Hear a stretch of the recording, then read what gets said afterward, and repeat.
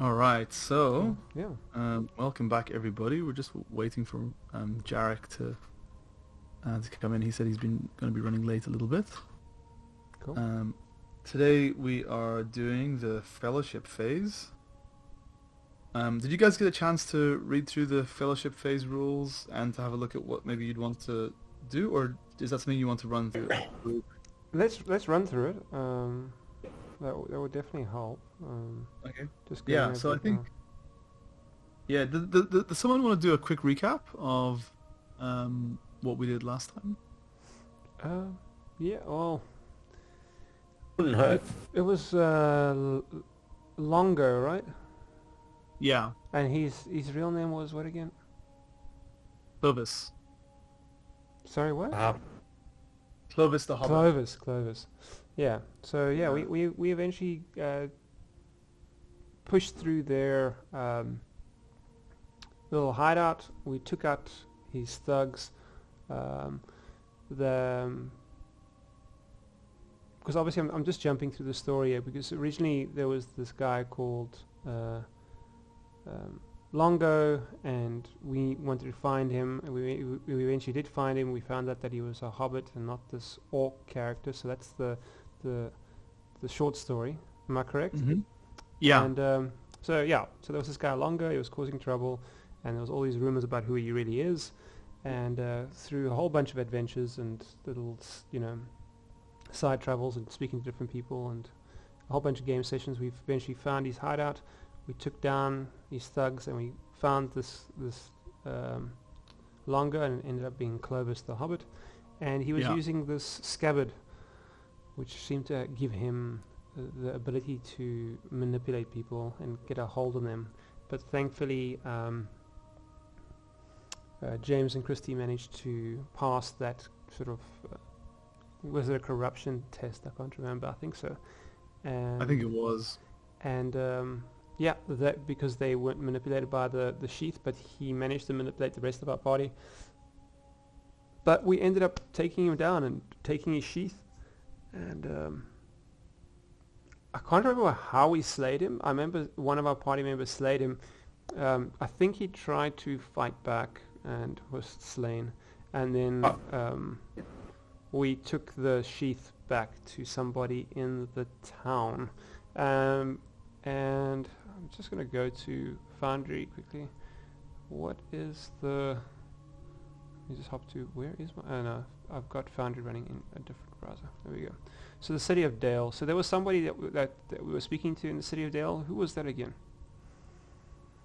There was some sort of somebody with renown that one of our party members was chatting to.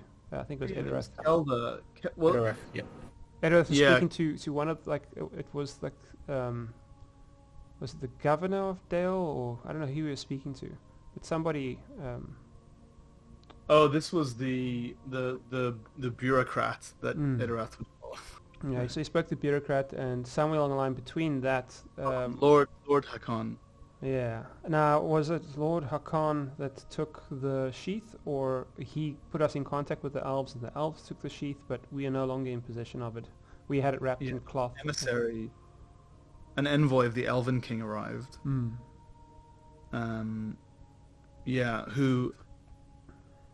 So it was the silver needle that Clovis was after for some reason. And he had it, right? He stole it, but then we managed to reclaim it. Yeah, you reclaimed it, and something maybe important to note as well, that when you fought the orc, you kind of sent on a wild goose chase. Clovis/Longo had taken great effort to cover his tracks, Yep. and he'd sent you out into the wilderness around Dale. And when you met and fought some of the orcs who had been working either with him or for him. And I think one of them had mentioned that he was working for a sorcerer. Yep. So there's kind of like an evil, well, what you assume is like an evil puppet master in the background, possibly, or there's some link to that. Cool. So that's where we are now. So we're just going to take a bit of a time to sort of address our affairs, the fellowship phase, spend some experience points. And Yeah, I mean, I think it's a little bit like the rest in Rivendell after the Hobbit. after like when Frodo was attacked at the fords Yep. and was taken on it was Glorfindal's horse to Rivendell, and then we woke up and they have I think they were there 2-3 months. Yep. And that's kind of the fellowship phase. Yeah, I'm looking at how the fellowship phase works, and you can do that. You can choose a destination for your fellowship phase. And you can also do your if patrons Yeah. have a fellowship phase, if you know any. Yeah, I'm looking at how the fellowship phase works on the core rules. is that 118? Yeah. Yeah. It's 118. 122, I think. Yeah. So 118 undertakings I've got is. here. I'd like to see what our undertaking options are for Dale. Yep. Oh yeah. Because that's probably the closest place where we could do our fellowship phase in. So I think the core book covers. I don't know which area. Because I know in the One Ring first edition, each area had unique undertakings. Different areas Yeah, that's offered right. very unique undertakings. So I don't know if you want to have a look at what Dale offers to see. I don't know how that's going to, how well that'll merge with second edition's undertakings. I don't know if it should be fine, man. Otherwise we could just use the ones in the core rulebook. No, we've got some good ones here actually. We've got some new fellowship undertakings. I can briefly go through them. We've got a commission. You can commission a smith of Anvil Way. You can do some dwarven smithing. You can help compile the Erebor Index. You can join the King's Hunt. Could you take are you able to take a screenshot of that and post it in game? Yeah, sure, I can. Yeah, that would be great. Bear with me 1 second. Going to have to do a little bit of... I do Lightshot. I use Lightshot as a nice little app that you run in Windows, and you just press print screen and you just drag your mouse over something. It's very good. actually, I found that just the copy paste function was really good in just the default For Windows? default. Just print screen and then paste. Yeah, works. I think it's like it's the snip tool. No, you just press. Oh, I don't know how to activate the snip tool, but if you just press print screen and you paste, it works. But I don't know how to switch it to snip tool. Oh, I'll tell you in 1 second. Let me get it. Okay, Mike's been more than 15 minutes. Do you reckon I'd ring him up? He's actually online at the moment, so Okay, he might be just trying to find Discord. possibly. Erebor, open please. There we go. What am I looking for? No, I want to go to the index. Oh, hello. Is that It's the sound. sounds like Hello. Roth? Yep. Hello, how are you? Oh yeah. I was on work changed my days that I'm on site. They made it from Friday to Wednesday. And I'm going, oh great, Wednesdays, no problem. Oh crap, I've got a game this week. That's all But good. I only do a late once every 3 months, and they're going to move me to a Tuesday anyway. But yeah, I had to drive from Docklands to home, which is why I'm only getting online now. Well, we appreciate you coming, man. Oh That's a yeah, solid thanks commitment. for... that is Yeah, solid. no, I'm enjoying the game. Oh, we've got a friend who's interested in joining the game. We game with Oh, him yeah, on you mentioned. Sundays. Tim. He wants to play, does he? Yes, Tim asked if he could join the game, and I said I was happy to pass on his details.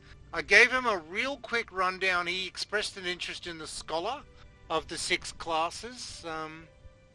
Tim is a mathematician who we used to play with Lev Lafayette out at Monash University, and Melbourne. he works with him. Oh, Melbourne University, not Monash, Melbourne University. And they build supercomputers. Oh, cool. And yeah, he's been playing in Andrew's game, and Wednesdays once a month wasn't a bad prospect, so he was kind of interested. So if you guys are interested, I can get him some details and try and get him a character created and get him in the next game. That sounds cool. From my side, Well, up to you, we were just discussing possibly looking at other nights that might work as well. Yeah. Maybe we can talk about it midweek.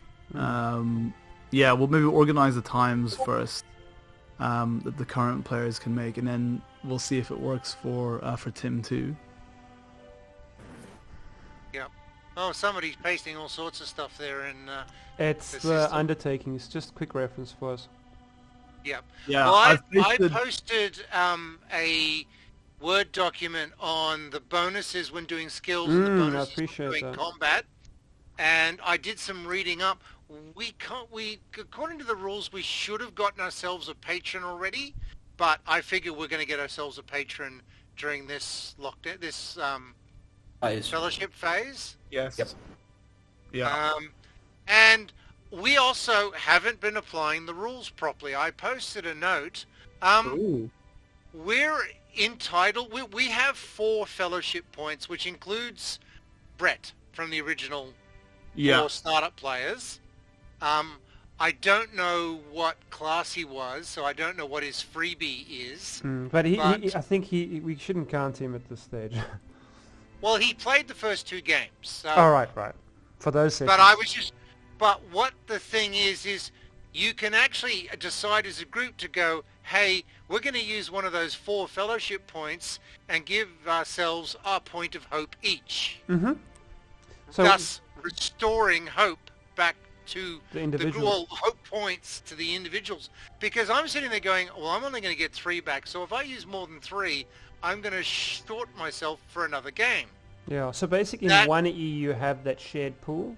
I think it works very similar, except instead of dishing it out, I think there's a slight change in how it works, and I might have this wrong, but I did read your notes. In 1E, you just you make a call saying, I would like to grab from that pool, but you grab from it as you're about to use it. So you can't grab and put it on your sheet. You grab and use it straight from the pool, and you put it. Yeah, you put in a request to the team to see if you're allowed to, and if they approve, you get to use it. If they decline, you can still do it, but then you get a shadow point.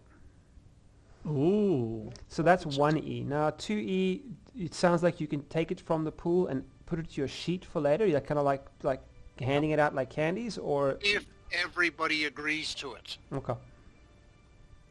Forgive me. Once again, life has been so busy for me. I've yet to make the conversion over to 2E. I've literally been riding on the skin of my pants this whole campaign, Laughter of Dragons. It makes sense what we're doing, but I'd like to have done a deep dive. But that's what I'm doing.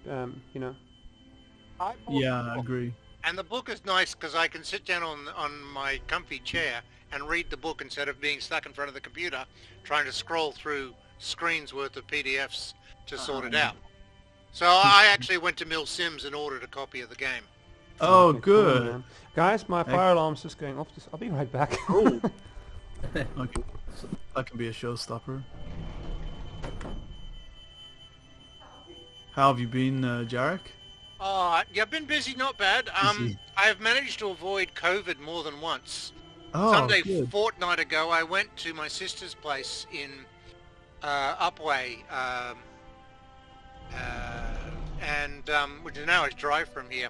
And we spent several hours in the afternoon playing Settlers of Catan with my nephew, Asher, who's 11, who just turned 12. Everything okay, Oliver? Yeah, I think that was just the alarm to say I think my grace period of not reading 2E's rules is up. I have read Strider mode thoroughly. Like I've kind of wrapped my head around how that works, and I'm busy reading through the starter set.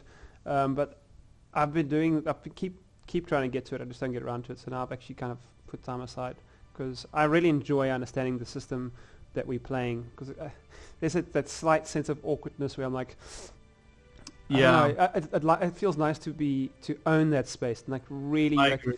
feel your way around Understand. in the game versus like I think Guessing. this and I think that. It does affect me a bit, Yeah, so I look forward to totally. getting to that space. I'm not there yet. I'm still in the learning curve as well, for sure. It's a big jump from other systems that I've played. So I at least still got 1E. I did a deep dive on 1E, so I fully understand 1E. I did a full rules 2-hour video on that. But I think I want to do. I know I'm going to be doing a deep dive on 2E. It's just I Yes, kept that- postponing it, and I think time's up, man. My fire alarm has told me. yeah. Well, you got to take it seriously. It is a fire alarm after all. So. Balrog. Sorry, Oh, Mike. I right. interrupted No, you. no. there. Oh, my All bad. good. Sorry, guys. No, That's no, all no. good. I spent Sunday fortnight with my nephew Asher, played games with him, came home. Next day I got a phone call. Asher's got COVID. Oh. We weren't considered a close contact because we'd only been there for 3 hours and 45 minutes, Oh. not 4 hours. But Aiden and I never came down with his bug.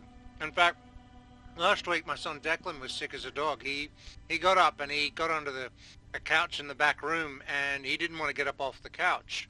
Oh. And I took his temp and it was 39.8 Whoa. and gave him some cold and flu tablets and I see.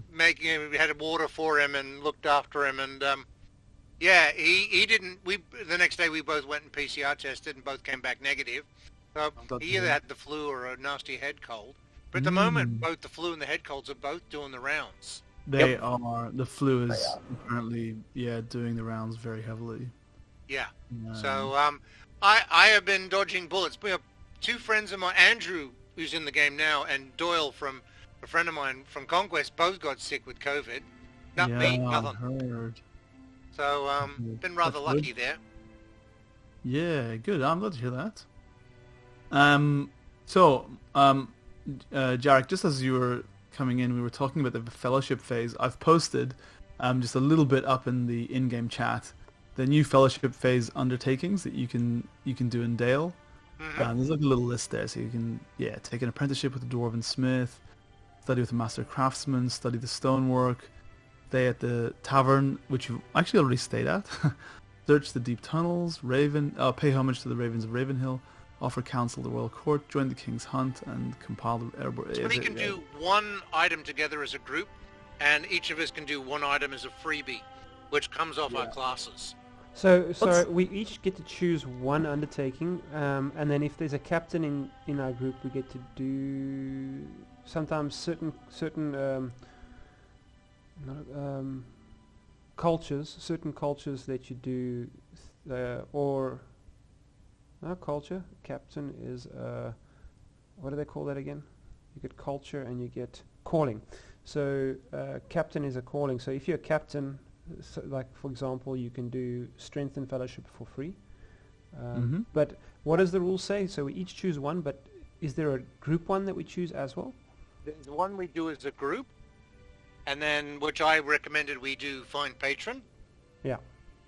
That makes the most sense. However, Yeah. fellowship phase 117. Here we go. So Now this will also be a Yuletide undertaking because you finished at the I believe at the end of You said this summer. wasn't a Yule festival Sorry, because that's no. more XP. It is, yeah. It actually is a Yuletide because so it'll go from the summer of Is it summer of summer 1 or year. winter? Well, I think you ended at the end of summer. Yeah, I'm just going by the adventure.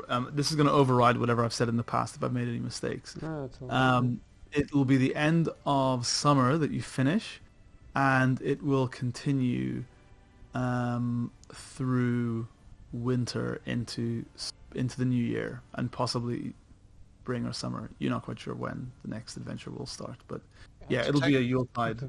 So can I throw out there that as a treasure hunter, which my two are, we get to study a magical item for free.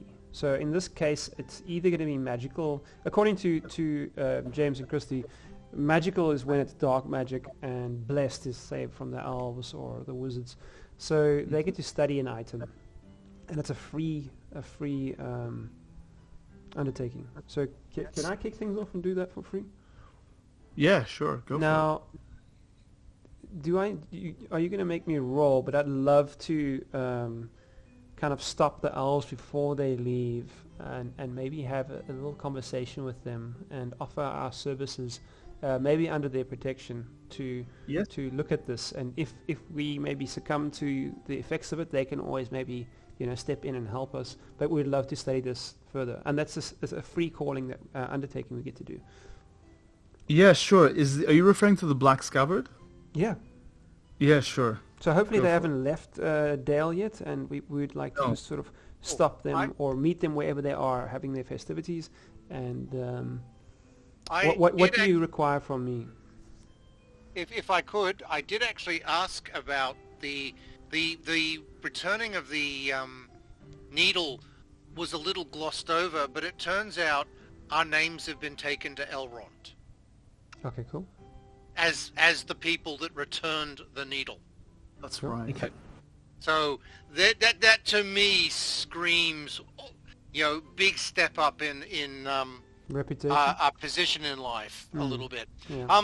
Page 121, Fellowship Phase Undertakings. During an ordinary Fellowship Phase, the company, a group, chooses one single undertaking. During a Yule Fellowship Phase, each player chooses one undertaking instead. Okay, so it's one or finally- the other. Okay. Well, actually, that's a little curious. Then finally, during each Fellowship Phase, ordinary or Yule, the company is entitled to choose one additional undertaking, selecting it among those that are listed as free, based on the callings presented amongst the player heroes. Okay, so we are fully understand. So we get to choose to do a non-Yule one is we choose one as a party. A Yule Fellowship Phase we do individuals, and in both circumstances, any of the ones that give us a free one, we have to choose which one we're going to do. So I would vote for study sort of magical blessed items from my side. But if someone else wants to do an undertaking that they get for free, we must just choose which one we want to do. So for example, there was a good one, Strength and Fellowship, that will give us one additional fellowship point, fellowship rating. And that's if we have a captain in our team, we can do Strength and Fellowship, and that gives us +1. It raises our fellowship rating by +1. So we just need to sit down now and have a little conversation, maybe in character, and suggest what our characters do. Are we all right to just sort of fall in right there? Can we? Yeah, that sounds great. Can I just double check? Brett and Selwyn. Brett's character Selwyn was a captain. Is that correct? Yeah, but I would say that character, narratively, we might just say has wandered off. Maybe like Has gone AWOL. we could always bring that character back in. So I'm saying out of character now. We can always bring him back in as a nemesis. Maybe he's turned. Maybe he's working. Maybe he's plotting against us. There's so much room to use a player that has stepped out. You can bring them back in the game, but in many forms. So in the storeroom at the back of the inn, drinking all the beer. Yeah, yeah, possibly. maybe he's just lying in a ditch. You never know. Yeah. Well, hopefully not.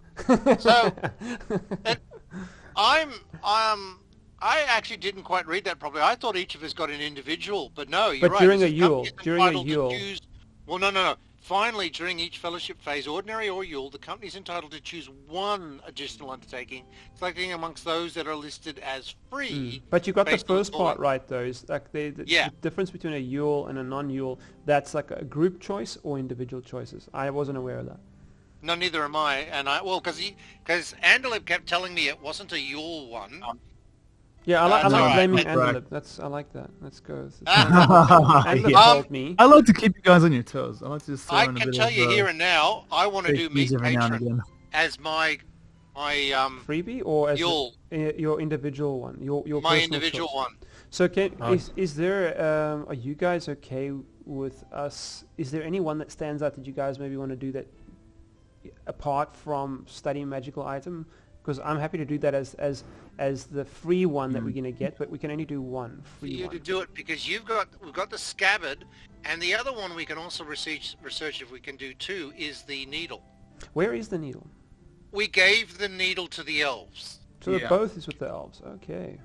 So what happened was the elves showed up at the court and asked for the needle belonged to Elrond's wife, and Elrond wished to have the needle back to give to his daughter.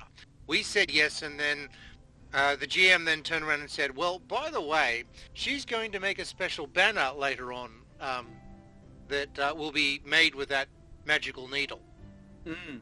And I then said later, well, what happened with that? Did we get recognized, or did we hand it over and they're gone and got told, oh, no, your names have been taken to Elrond? Okay, cool. So in character, I'll say, like, James and Christie's obviously approaching Edorath and Balagon and inviting you guys to join them. Where would the elves be if we're looking at the... The elves will be around the royal palace. Okay, so that's 14. All right, so there. Okay, so and where were we last? Are we in that location, or where are we? I think you met them This is 9? around the market square. Okay, cool. Nice central. Something official, though. Pardon Wouldn't me? it have been at the headquarters of... We might have drifted since then. Well, that was when well, the adventure the game ended. kinda Was at the, stopped was at the suddenly, so- headquarters. Yeah, we had to wrap it up quite quickly. Yeah. The final showdown was at the headquarters, which Okay. was somewhere here. Okay.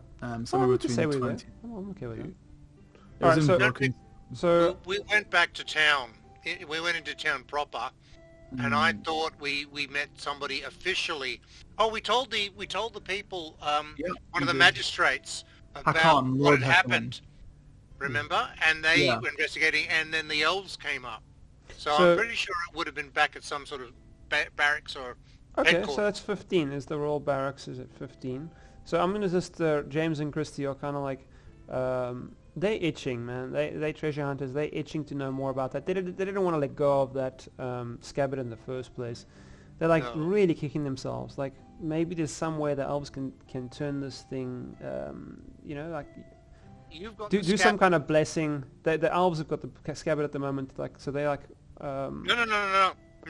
The elves have the needle. Are you sure? I think the elves took the scabbard too. No. He warned you about it. They Didn't That's he right.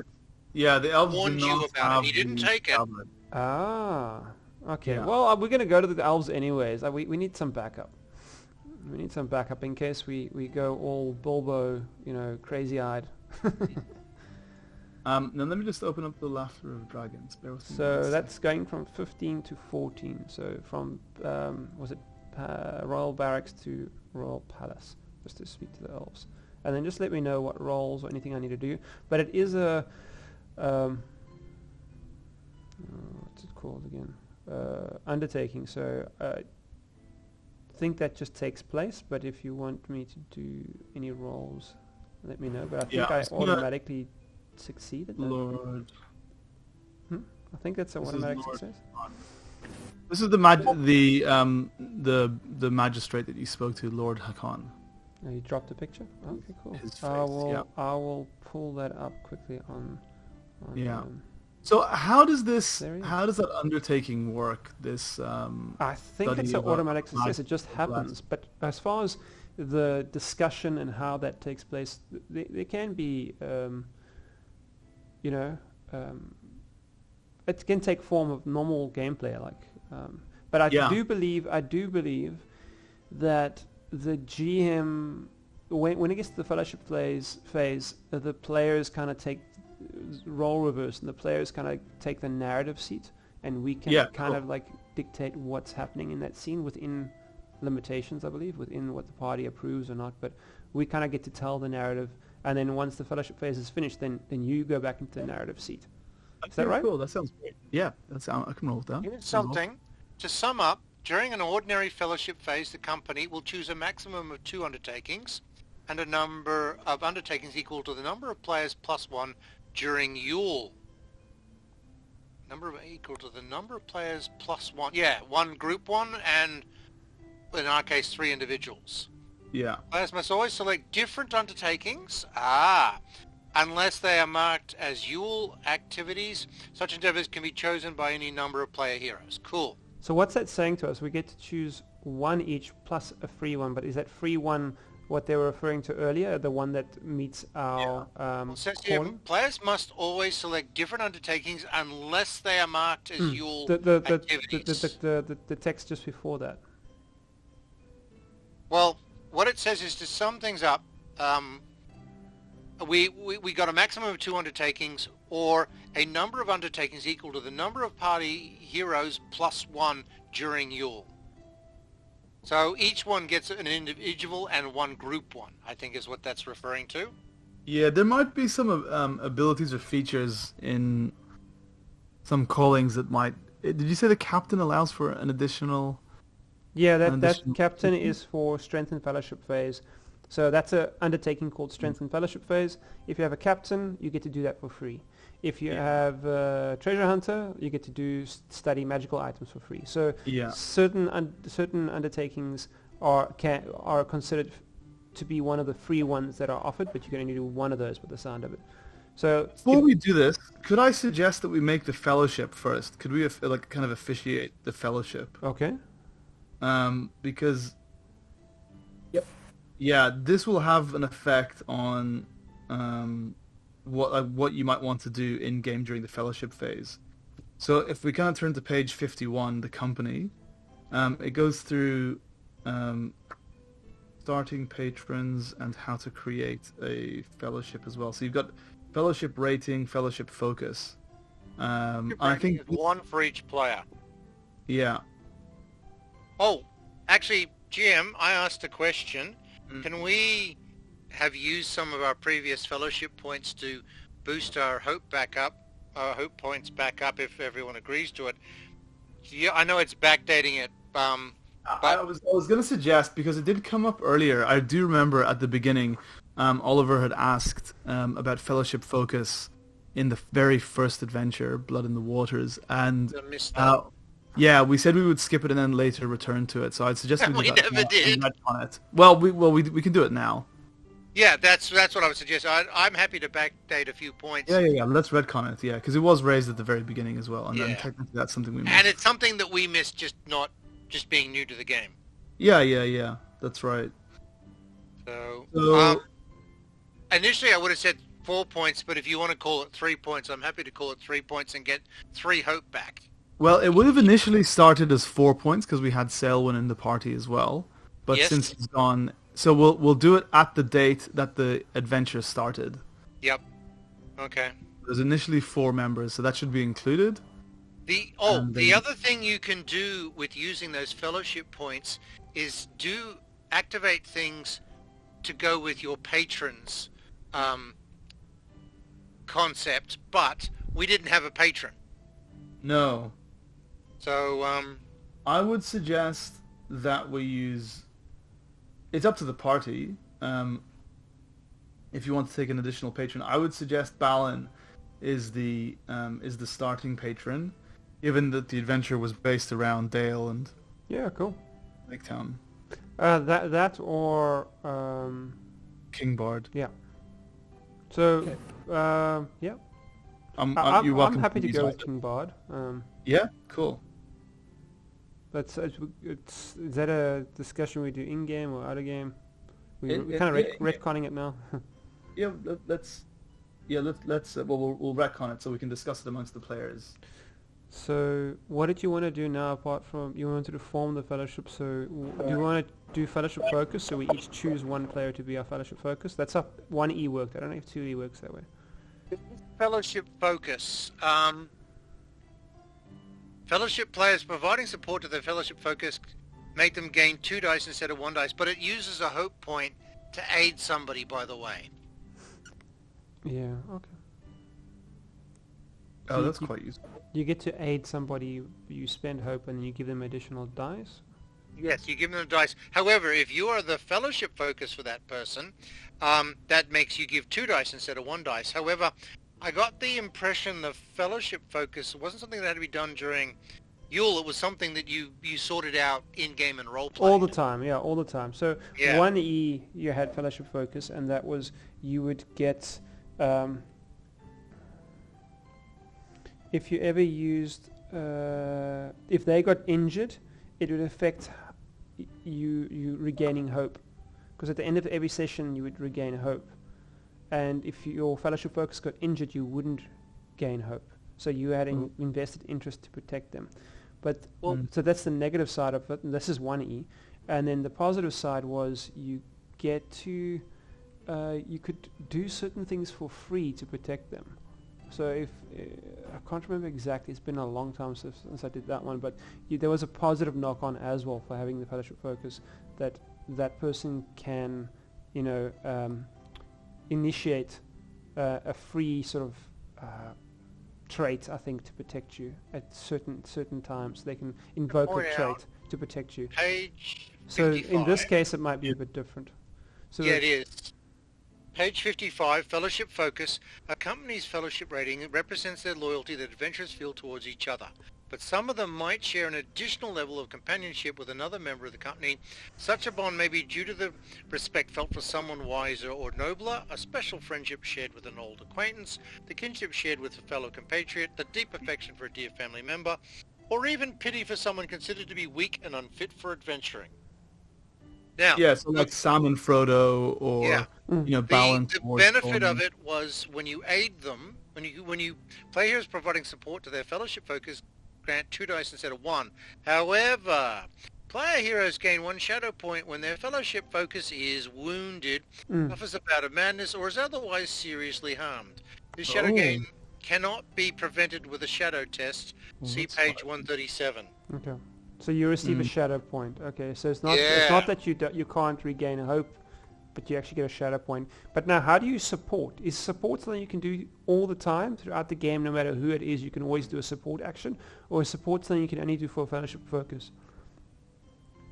It says player heroes providing support to their fellowship focus make them gain 2d instead of 1d. So then it's sounds like you can always provide support, but when you do support now, you get two dice.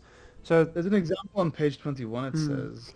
So yeah, man. There's obviously things, lots of rules. That this is exactly where it screams, take a deep dive, Oliver. Learn the rules. So page 21, it says example: a hobbit burglar is trying to open a dwarven door using her craft (2). Her barding companion spends 1 point of hope, and provides advice on dwarven mechanisms with his lore skill. The lore master approves, and the hobbit gains 1d on her roll. I think it's saying that if that happened between a player and their fellowship focus, they would then gain 2d. Yes, but now, so another party member is spending hope, and what does that hope do? It gives you an additional dice on your roll, but if they're your fellowship focus, they give you 2 dice. But normally when you spend hope, doesn't that give you additional dice? Isn't that just what it does? You spend hope on And yourself. hope to assist someone. Yeah, but if you spend hope on yourself, does that normally just give you 1 extra dice? Well, it gives you 2 if you use your descriptor, like the swift or the noble. Yeah. Like a trait? Yes, the traits. Okay, Yeah. so if you Or inspired. Or Yeah. inspired, yeah. okay, then you get 2. So it just sounds like someone's spending hope on your behalf to aid you. So you could probably spend hope and they spend hope. So you can double down. But if you're fellowship focus, they're going to give you 2 dice plus your 1 dice, possibly 2 dice if it's inspired. Right. So you can hit like They 4 might extra have to dice. do a roll to. They might have to do a roll to permit it. There is a thing here about helping each other. I wonder if you There can is- double down. That would be interesting. It would be a very fun moment, a fun game moment. That would be very Yeah, fun. like imagine all the 12 dwarves assisting Thorin, giving him like 13d. I think only one player can show support at a time. That would be You're crazy. right. If all your different party members show support, and you invoke hope yourself. Yeah, Unfortunately, You go Super Saiyan. Your hair turns yellow. yeah. you become a Spider-Man. Kame. 9,000. Kame. Yeah. I does- once again, I think we just probably have to accept the fact that we need to read this more. in Oh, depth, hang on. Here it is. and then keep Bonuses cruising. and penalties are cumulative. If a player hero gains or loses dice from multiple sources, simply add up all gained dice and subtract all lost dice. Yeah, but there is actually a thing on aiding someone else, and you know what? I cannot find it. That's okay, Yeah. guys. We don't have to worry about that Yeah. now, because they can totally bog us down, right? Yeah, I know. I'm getting. Okay, cool. So we want to just choose fellowship focus now, and I'm happy to Yeah, choose a fellowship. whose hand did I cut? It was Edorath's hand for the glass. So I'll choose Edorath as my fellowship focus. I think we've bonded, even if he doesn't think so. And perhaps Andrew could become Tim's fellowship focus if he joins us. Well, it doesn't have to be reciprocated. It doesn't. Oh. Yeah. Oh, nice, It can be Edorath. one Nice. I way. see how it is. No. Okay, cool. It says that in the description, It which is doesn't. actually rather cool. It doesn't have to be. It's very, very, very accurate. That's one is like that as well. So, I would prefer it that way, Edorath.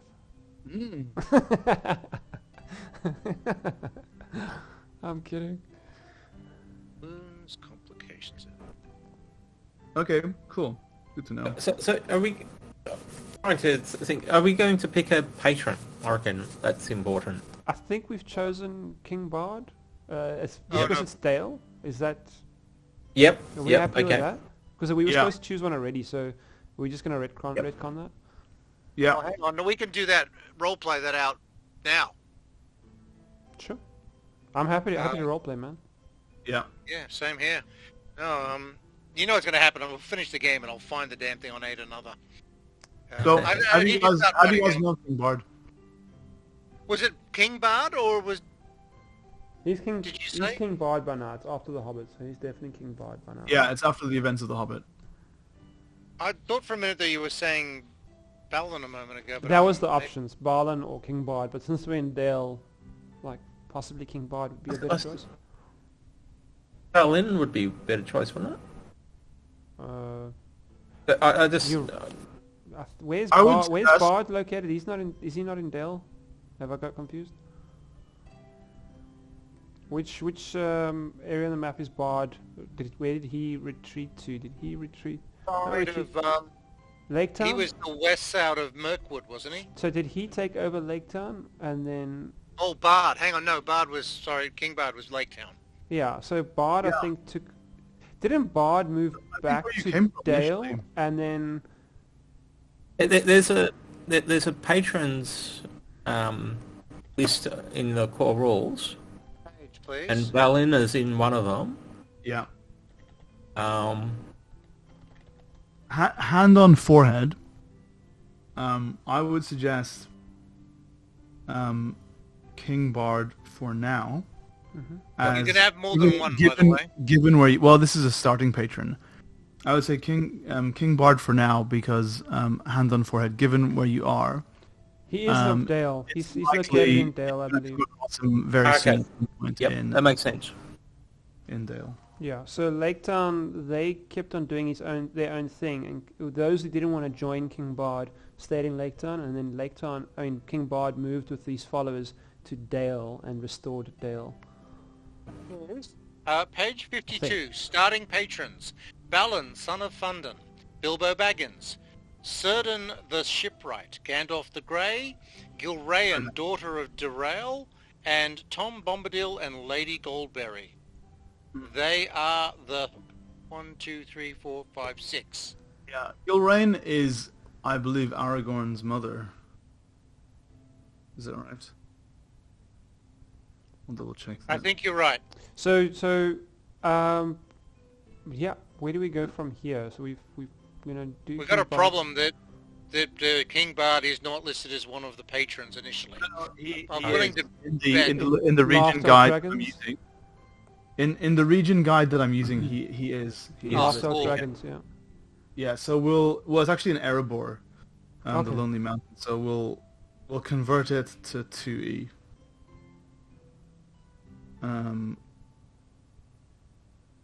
Okay, here we go. It says 212, by the way, has the big, long descriptions of each of the patrons. yeah. 52 Well, I've, has the short list.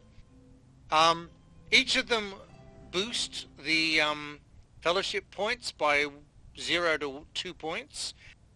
Each of them have a favored calling, and the one I was looking at was Gandalf because one of his is messenger, but that was just me looking at it. And every one of them has an additional advantage, and each of them has an agenda. Now, I didn't look too much at the additional advantage or the agenda. I just looked at each of the ones and thought which ones I thought was best for the party, but that's mostly from a player point of view, not necessarily a GM point of view. Yeah. Bio, be right back. Cool. So while he's doing that, how could we get into role-playing from this point? What would you guys like to do first? And I'm happy to go along with that just to get the ball rolling.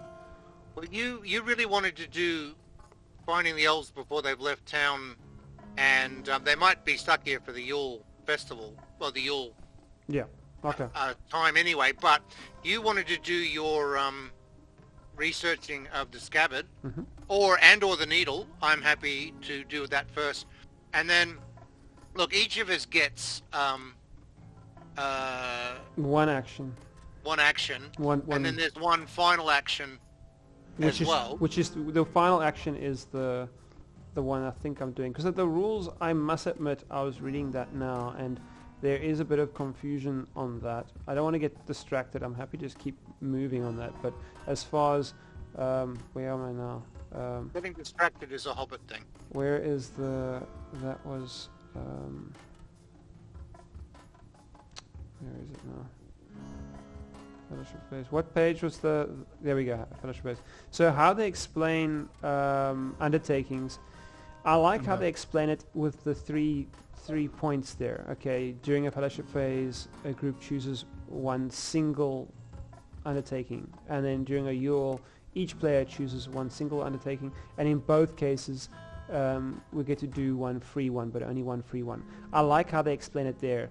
When they follow up with the next paragraph to say to sum things up, that confuses me a little bit. So I'm just going to focus on just those 3 points that they list there. It's nice and clean. So it seems, because it's a Yule, we each get to do one, and then we get to do one free one. And that free one, if you guys are okay with it, will be the blessing, the study magical items. Mm-hmm. The one thing I'd love to do, possibly do the Patron one first, because we could then involve him in the research of the magic item. Okay, so now Patron, that would be, so who wants to use their action to meet the Patron? I'm happy to do that. Actually, it's a freebie for me. Oh, then, but only one of us can do a freebie. Yes, Yeah. well, I see what you mean. Yeah. But we will actually, it's a little open-ended when it says each of you may pick one. But that's the thing, that it's, if you look at those 3 bulletin points, the company is entitled to choose one additional undertaking, selecting it amongst those, the company, not Personal one yeah, for the patron. yeah. Because I think we need a patron. Cool. So, but I can do that as my undertaking, and then I'll do the free one is study magical item. So that way, I'll double down on that. So we'll meet the patron, and then from there we'll go study the magical item with the elves. So that way you can still do an undertaking of your choice. I'll spend my undertaking, meet patron, and then I'll use my free one, study magical item. Are you guys happy with that? Yeah. Okay. Cool. So if I...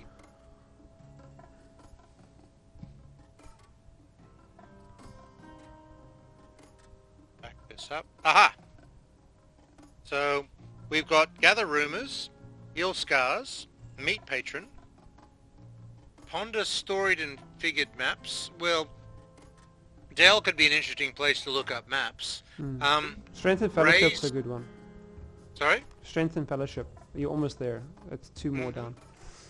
Raise an air, Yule, only. Recount a story, Yule. Strengthen fellowship, yes. Would give us an additional +1 during the next fellowship rating. Study magical items and then write a song. Okay, so Alagon could take gather rumors, and that's for free, isn't it? No, we're going to do one free one. Yep.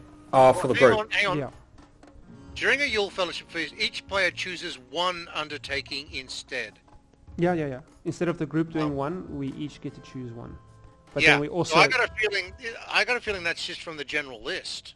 Yeah, that's what we're looking at now. So the general list is like strength and fellowship, or study magical items, or meet patron. That's the general list.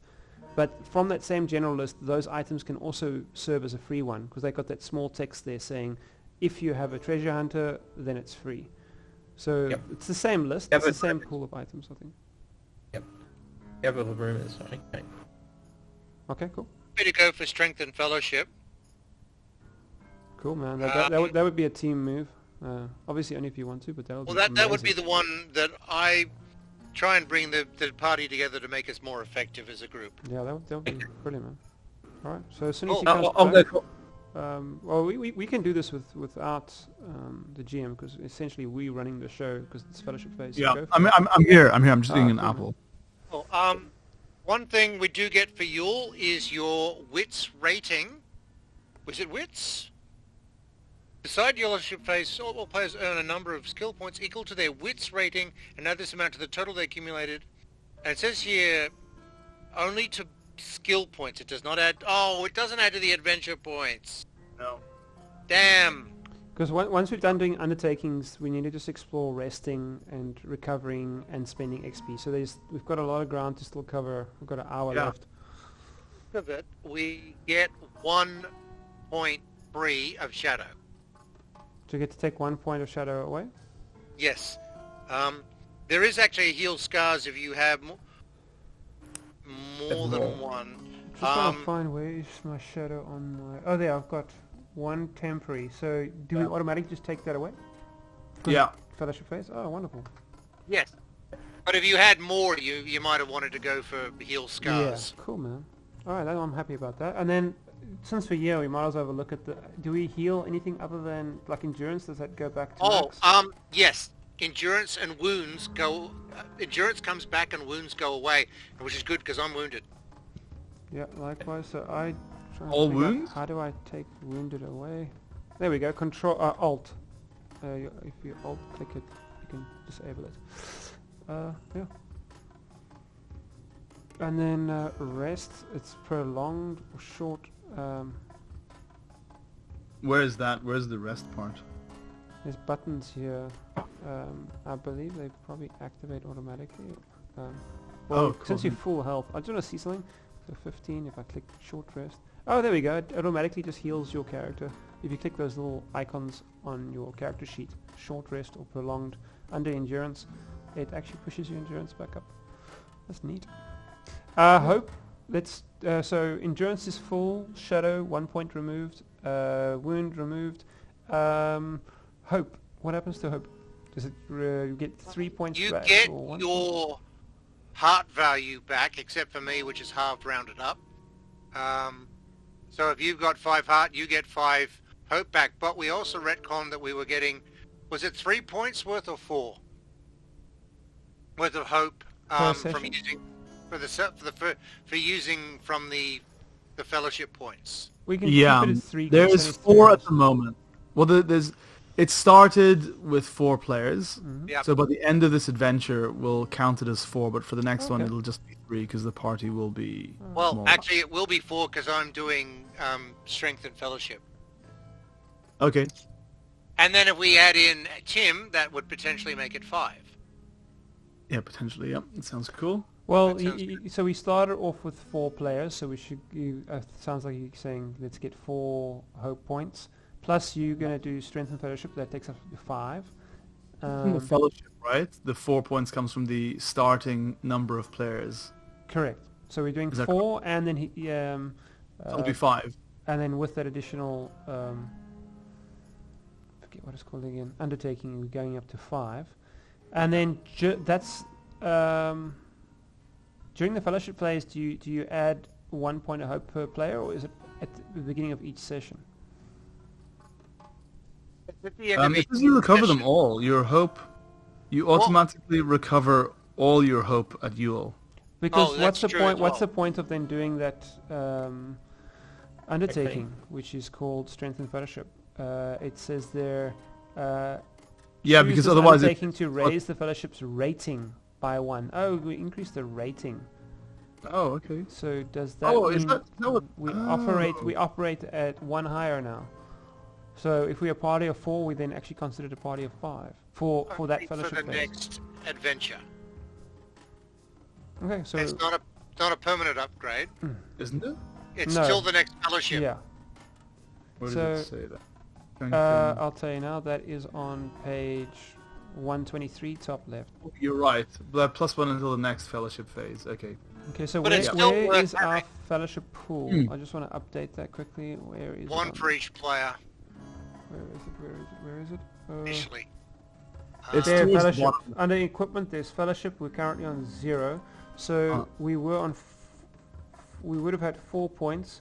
Yeah. But now we will be operating at 5. I wonder if that takes effect. Anyways, Well, we'll probably leave it at 5 for now, because we'll be using that during our next sessions, I reckon. So everyone, I think, should put their fellowship pool at 5. Yeah. And then our current hope just increases by how much during the fellowship phase? How much does your hope increase by? Or your heart. Your heart value. If You you said got a heart of 6. 5, you would get 5, or in your case 6. Okay, cool. I have 5, but I only get 3 back. However, at Yule, you get it all back automatically. So we've got all the way up to 16. Well, Yeah. speak for yourself. Some of us have only got 11. Okay. Wow, so Yule's pretty amazing. Yeah, you're Yeah. the big one. Now you can also remove up to 3 shadow points. I won't say much more than that. You can do certain things to do that, but yes. In my case, I only had 1 point. I'm happy for it to go away and never come back. Mine's also Oh! Yep. Something else that I did discover. I wondered what it was. We were using wisdom to resist the shadow of the scabbard. It turns out, depending on the encounter, you're either using valor or wisdom. Oh. Or Valor. Yes. For instance, valor would be used if you had a champion of the shadow come at you and go boo, and you're going, oh, I'm going to resist with valor. What do you mean I've only got 1 point? That's a d12 plus a d6, right? I'm running away now. Let me check. But it's yes, there are different reasons why you would use valor or wisdom. Don't forget to put your fellowship focus in on your sheet. First, So what's beginning of. So a corruption test is what? Wisdom. When you went to go over us with the scabbard. Yeah, that was a corruption test. That was wisdom. Okay, cool. Yeah. That seems about right. I'd say it's more wisdom than valor in this case. Well, it's what you called. Yeah. Yeah, well that's actually what it said in the module. Next thing would be spending XP, spending skill points. So we've. Oh, okay. Yes. So I'm currently. It says 18 of 9. Is that right? It should be the same. Okay, hang on. We should have 18 points in each. However, the skill points gets a bonus of your wits. But why does it say a total of 9? What is that? I think maybe you haven't totaled it up correctly. It should be at least 18. No, the large number says 18, but there's a small little number on the right next to adventure That's points. how much you've spent, or I think how much you have left. See, you don't have to spend all your skill points. You can save it up, and your adventure points. You can save them up to buy something special later. Or maybe it's 9 and 9, and together it's 18. Okay, that's where that must be why. So if I change that to 8, Hang on. Your skill points is actually 23 because Yule gives you. Oh no, sorry. What is your wits rating? Wits rating. Mine is 5. That's why I'm adding 5 Yeah, to it's my 5 18. for James and Christy, and it's 5 for Belagon. Okay. So everybody Okay. gets 23 Yeah. skill points. Now, skill points can only be used to raise skill points. Adventure points can only be used for valor and wisdom, of which you may only do 1 per fellowship, and you may use it for combat skills. Adventure points, you're saying? Yes, adventure points. But I'm still It confused. takes- What is that 9? Oh, right. No. That's how much you have left of it. Okay. Yes, that's how much you've got left to Okay. spend. So how much adventure points do we have? Also 23? No, 18. No, 18. 18. Okay. Didn't Okay. go Sorry, up with I'm- all, which is really, really frustrating. Okay, cool. So Because I need about 20 points if I want to up my combat skill to level 4. Yeah. So skill points are for skills. Adventure points are for valor, wisdom, or combat. Yep. Is that So correct? do we Yes, that do is we correct. want to update those sheets outside of the session and then roleplay? Well, the problem or do is we want the to sit moment- now and do it? The moment Andalib drops out, we lose everything. Yep. Can't do it. What, Oh, the moment wait, it drops it- out, we lose everything. What do you mean? What do you mean? The moment you log out of Foundry, Oh, we Boundaries can't down. access it. Okay. I understand now. So we have to spend it in session. That's Sorry. okay. Yeah. I mean, I can leave it running in the background if you want to stay logged in. well, it seemed to me every time you dropped out, we lost it. Oh, do you lose information when it drops out? Well, yeah, it shuts down. We are So- relying on you to run it. 23, oh so yeah, that's as in you're comes logging down. on you're logging into my server. Yeah. And yeah. Yeah, I'm running the server locally from my end. It just say it doesn't automatically deduct the skill points if you click a new ranking.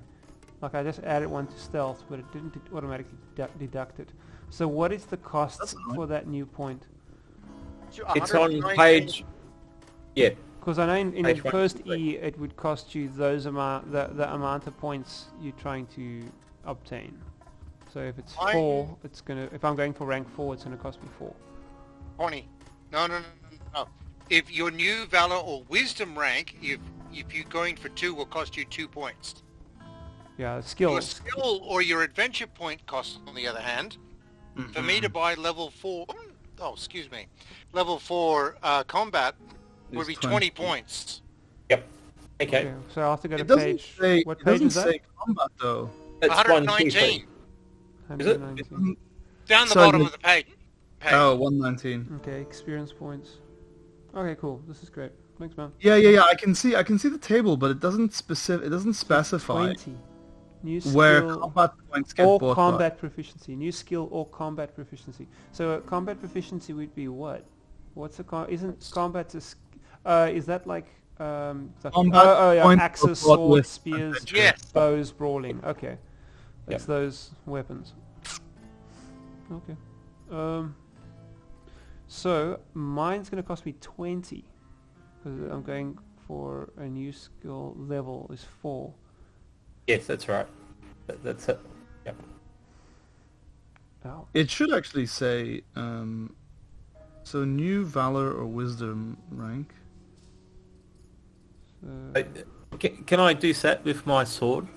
Move it up to 4th spot? Guys, hang on, just one second. I Yep. really so we need skill or okay, gotcha, sorry. The wording is a little bit tricky here. Yeah. Fairly clear myself, but Okay. yeah, I get it. I Yeah. get it. You get it? So basically, if I want to go a new Valor or Wisdom rank 2, it's going to cost 8 adventure points. Now, can you do both at the same time, or can you only do one per? on. think we If you want new Valor or Wisdom rank, to buy level 2 is 2 points. To buy a combat skill to level 2 is 8 points. Okay, cool. I see. That is confusing there. I get it now. I Yes. totally get it. That they are the little chart or the table. So on the right hand side, buying a level 2 skill or buying a level 2 combat skill is expensive. And it gets more expensive as you go higher up. Yeah. Okay, so So- I wonder if you can do Valor and Wisdom at the same time during the same session. It says one or the other. One Only or the other. Yep. And I then have a question for the GM. Do you get traits and cultural cultural blessings when you get a Valor or a Wisdom, like in 1E?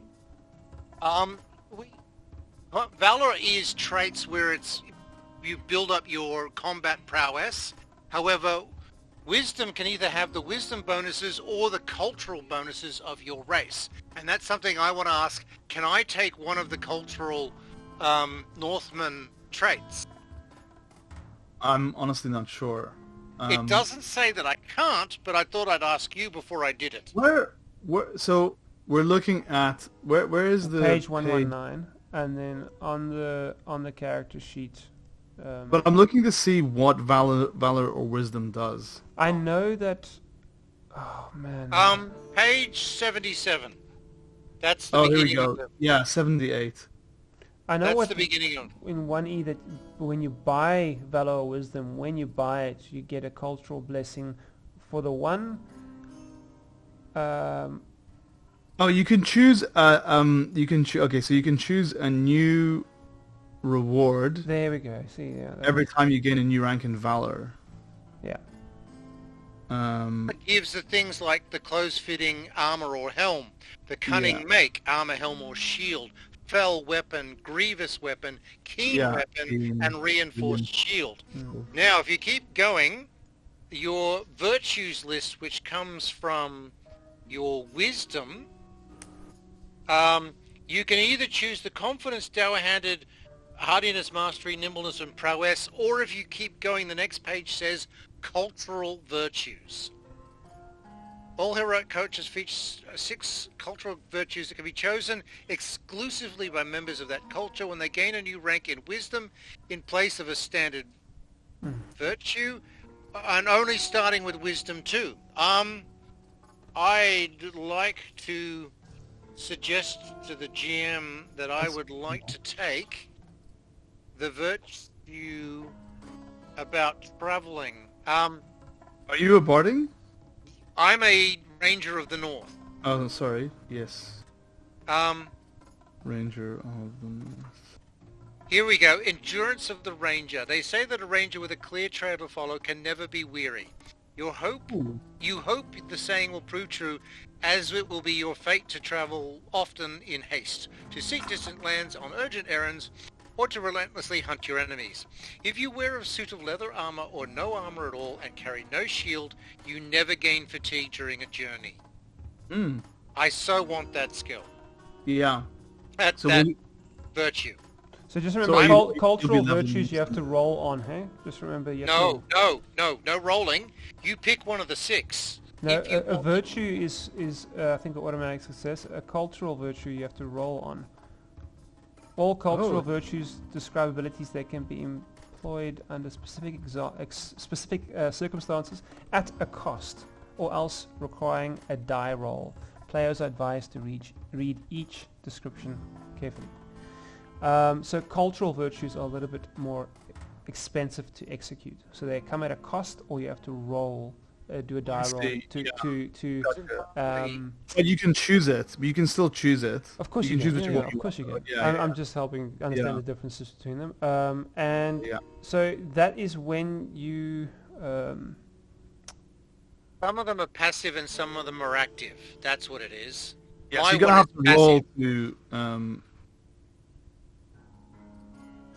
No, mine is passive in that if I'm wearing the leather armor and carrying no shield, I then don't get the fatigue during the travel. So if I pick up a shield or I put on heavier armor and travel with it, I will lose that ability. Gotcha, yeah. Okay, so that makes sense. It has like a boon and a bane. Yeah, it does. And I think all of them kind of work along that line, but all of them are pretty cool. There was, Andrew, if you want to look up the Elves one, unless you want a virtue, but there's some stuff there of the Elves and there's stuff there for the Hobbits. Yep. The Art of Disappearing. Oh, that looks like a good one. So does rewards is for valor and wisdom? Rewards is for valor, yeah. Okay. Each one generates a reward. Yeah. I'm with that. I just wanted to clarify. Valor gives rewards and wisdom gives virtue. Yeah. And then you can choose between cultural virtue or a regular virtue. Yeah. All good. I must say that bit actually really confused me. This was like a couple months ago when I was reading the system. couldn't get my head around. Yeah. how I only know that because Well, one E written. works like that. But yeah, because they're talking about wisdom and they're talking about valor and then they go straight into rewards. I will have to read this properly, but they don't. I don't see them mentioning valor here, but I'm sure they do. But just a They quick do. glance. They do. A It quick actually glance. says at the top left of the page 79. It says heroes. Yeah, from all in that little text box. It says Yeah. heroes from all cultures may choose a first reward during character creation, and may choose a new one each time they gain a new Yeah. rank in But Valor. if you're on page 78 and you're like, how do I get rewards? It does, yes, valor and wisdom, valor, wisdom. And then they move on to rewards. I'm like, okay, but how do you get rewards? It's on the Yeah. next page. There's that little Yeah. blurb. So yeah, Doesn't I was in include that. the mechanics I was in that in the- little mental loop right now. It's like, what? Yeah. So that, Yeah, it that took me a couple that minutes really to catch stumped it me up. as well. That really stumped me as well. man, I was looking at these guys' artwork now. So it's Jan Pospisil and Jan Pospisil and not Martin Grip because he does the full color.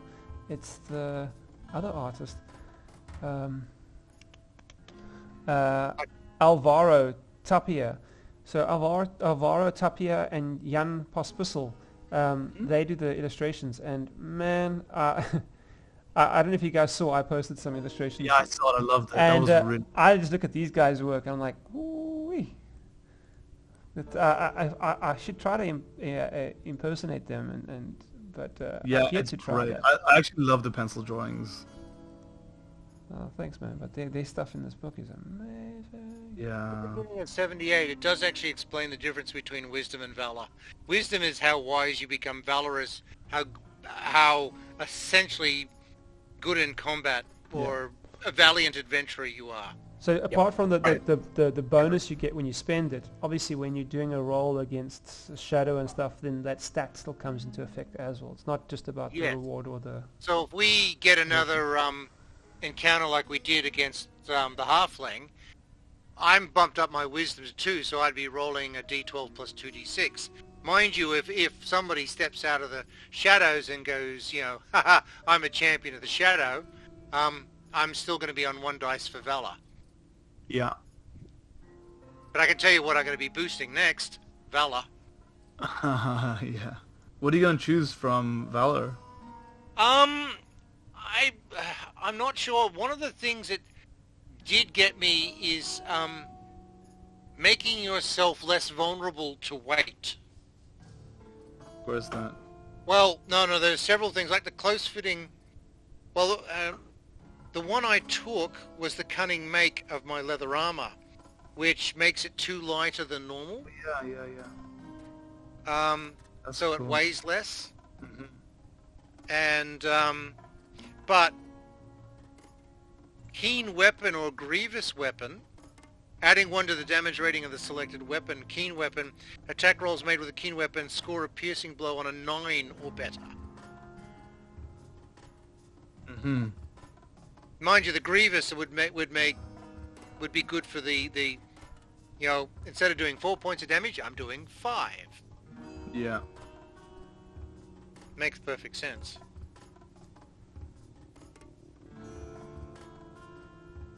Okay, so I'm just going to put a point in... you guys keep on there. I'm going to do my thing just for momentum here. I'm going to keep going. I'll add a virtue for hobbits. Yeah, cool. Yeah, you guys can do that. Where do we add it in? And that was wisdom Yeah. without a virtue. So, so I will do... What was that? Just for the party. I think it would be great if I do that one. Art of disappearing.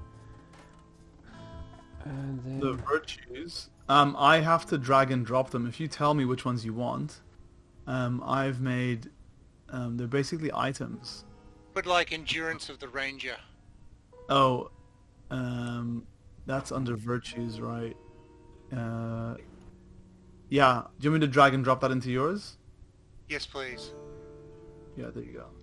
Oh no. I can't delete for reasons I can't understand. I'm just... Oh, I do not have sufficient permissions to view this entity sheet. I Sorry. can't delete the buckler. No, I'll delete that. I'll have to delete it for you. Sorry. But Can I get my a virtue for the elves? Guys, give me 1 second. I'm just gonna have to. Sorry, Edirath. I'm gonna have to do it like this. So I'm dragging.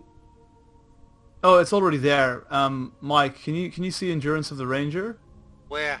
under Virtues, halfway down your character sheet? Yes, yes, I can. Okay, good. So I've added that.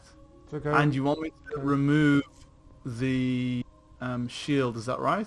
Yes. Well, does somebody want a buckler? No, these Is aren't it a good so- one? It's kept me alive. Uh-huh. No, I've already got a good shield. Okay, in that case, fine. Right now. Oh. I have a quick question for you, Andalib.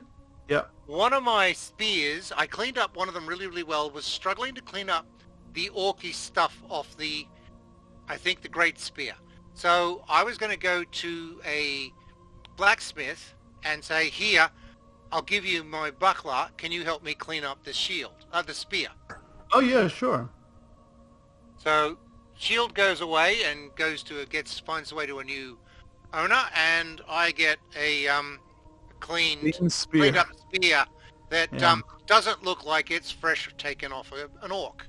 It does, yeah. It's been sharpened as well on a whetstone.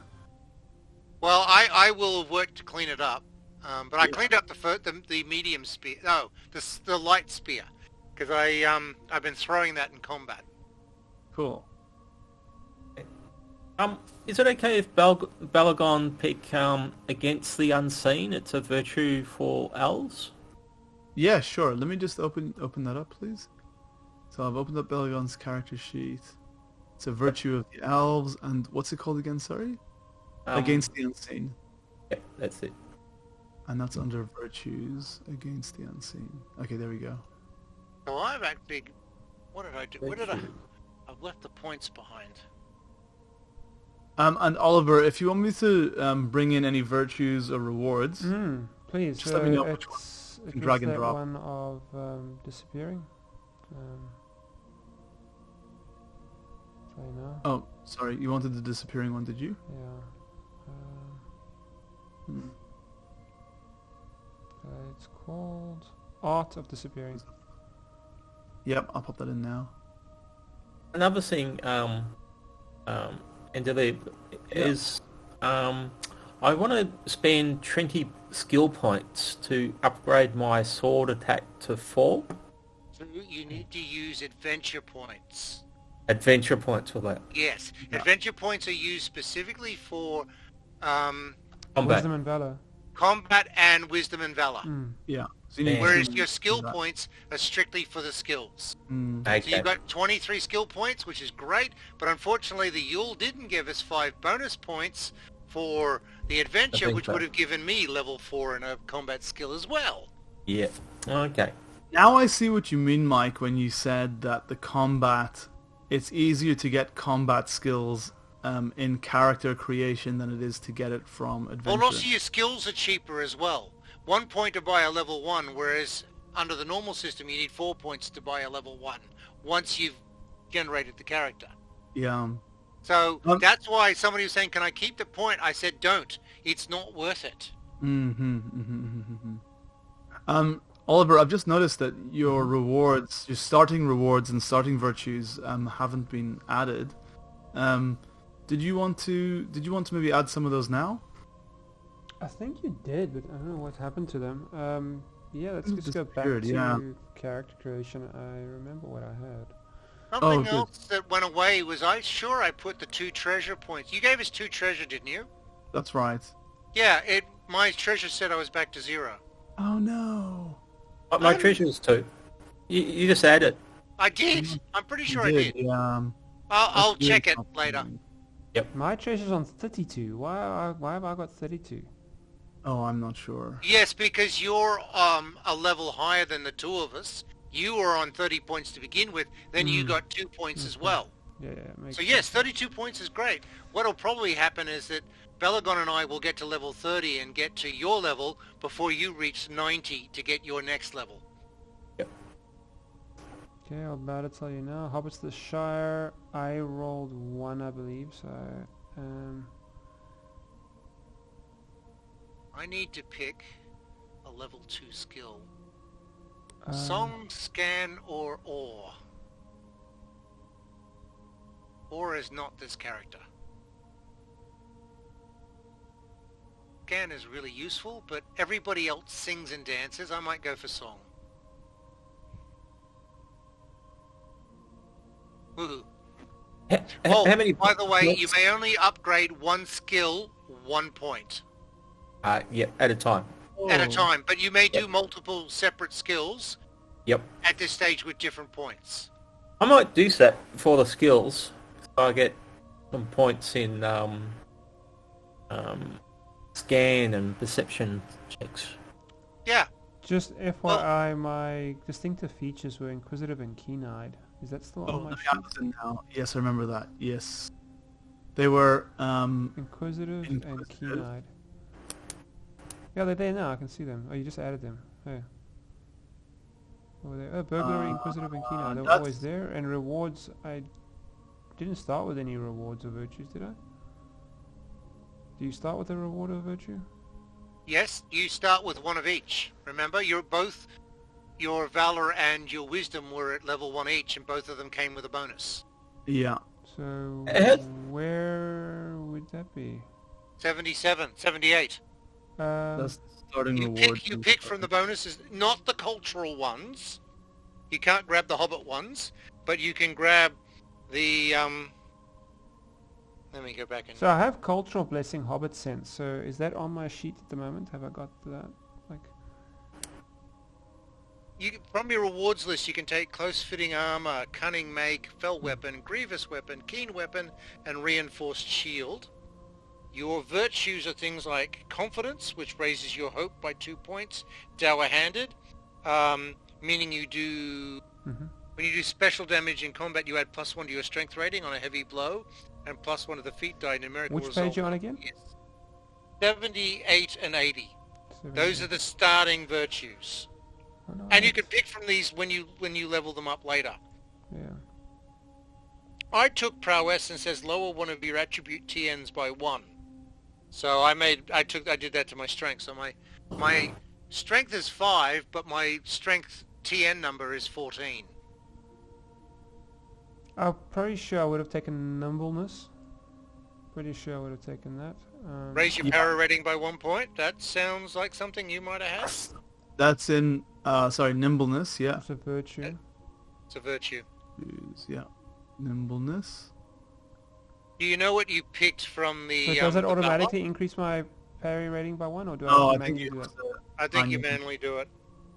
It's a manual. Just What did you like, pick from the? So I just put plus. Would I just go? I type in 18 instead of 17. Yes. Yep. correct. What did you take for Valor? I'm gonna have a look now. The rewards is close-fitting armor or helm, cunning make, armor, helm, shield, fell weapon, grievous weapon, keen weapon, or reinforced shield. So what do you mean? What did I take for like a reward? I think I Yeah. did grievous weapon. I'm pretty sure I did that. So have you been adding 1 to the damage rating of your bow, No, I don't think so. or did you put it on a sword? No, I would have put it on the bow. That's on So- grievous weapon. So So next time, remember to when you set up your weapon, change the damage and add 1 to it. So do I automatically just remember that it has 1, or does it add it to the... No, you need to add it into the actual weapon chart, and put +1. Instead of damage 3, for instance, you make it damage 4. I'll add that now then. So I've just changed it to 4. It's also... there it shows now. Okay, cool, man. Yeah. And then you just add in there under rewards. It a grievous Feels to me weapon. like we're getting more into Yeah. the game as we understand I more of the agree. game. I agree. Yeah. Okay, cool. That's a good session. I think working your way through your first fellowship phase, adventure phase Yeah. and fellowship phase, I think it's probably required. To Yeah. get to grips with the game, but also reading the book wouldn't help. It would help, not wouldn't. Yeah. Yeah. What do we know about King Bart? I will tell you now. Also, just before you do that, Yeah. if I want to move my common skills. I want to move some of the dots up to 3. How do I edit the Press character? Alt. Sorry, Yep. press Alt and then click. Alt left click. Beauty. Yeah. Done. Thank you. So, King Bard. So you know that King Bard is ambitious. He's clear in his desire to expand the kingdom of Dale. You know that being a king doesn't come readily to the Dragon Slayer. He's not fond of the trappings of nobility, and he kind of accepts the more tedious duties of being a monarch with the same stoicism with which he would face an enemy in battle. He's smart enough to realize he is not among the very wise, but he's also shrewd enough to know a forked tongue when he hears it. As a patron, so have you accepted King Bard as your patron? I reckon so. Yeah. Yep. So he concerns himself far more with action than words. You're not likely to find him at court much. And many of the tasks that Bard will ask of his followers will involve furthering his ambitions by advancing the interests of Dale, or by occasionally assisting his allies. He's married to Queen Una the Fair, who has the knack, who is the only person who has the knack of getting him to smile regularly. Otherwise, he's quite tall and imposing. Yeah, so he's almost like I wouldn't say he's unwilling. He's willing to be the king, but he takes it with a kind of stoicism. It's not something that he doesn't enjoy the day-to-day routine of being a king. Cool. So that would be my undertaking was patron. Yeah. Well, we could say that King Bard was your starting patron. Well, okay. So I have one action, and then I can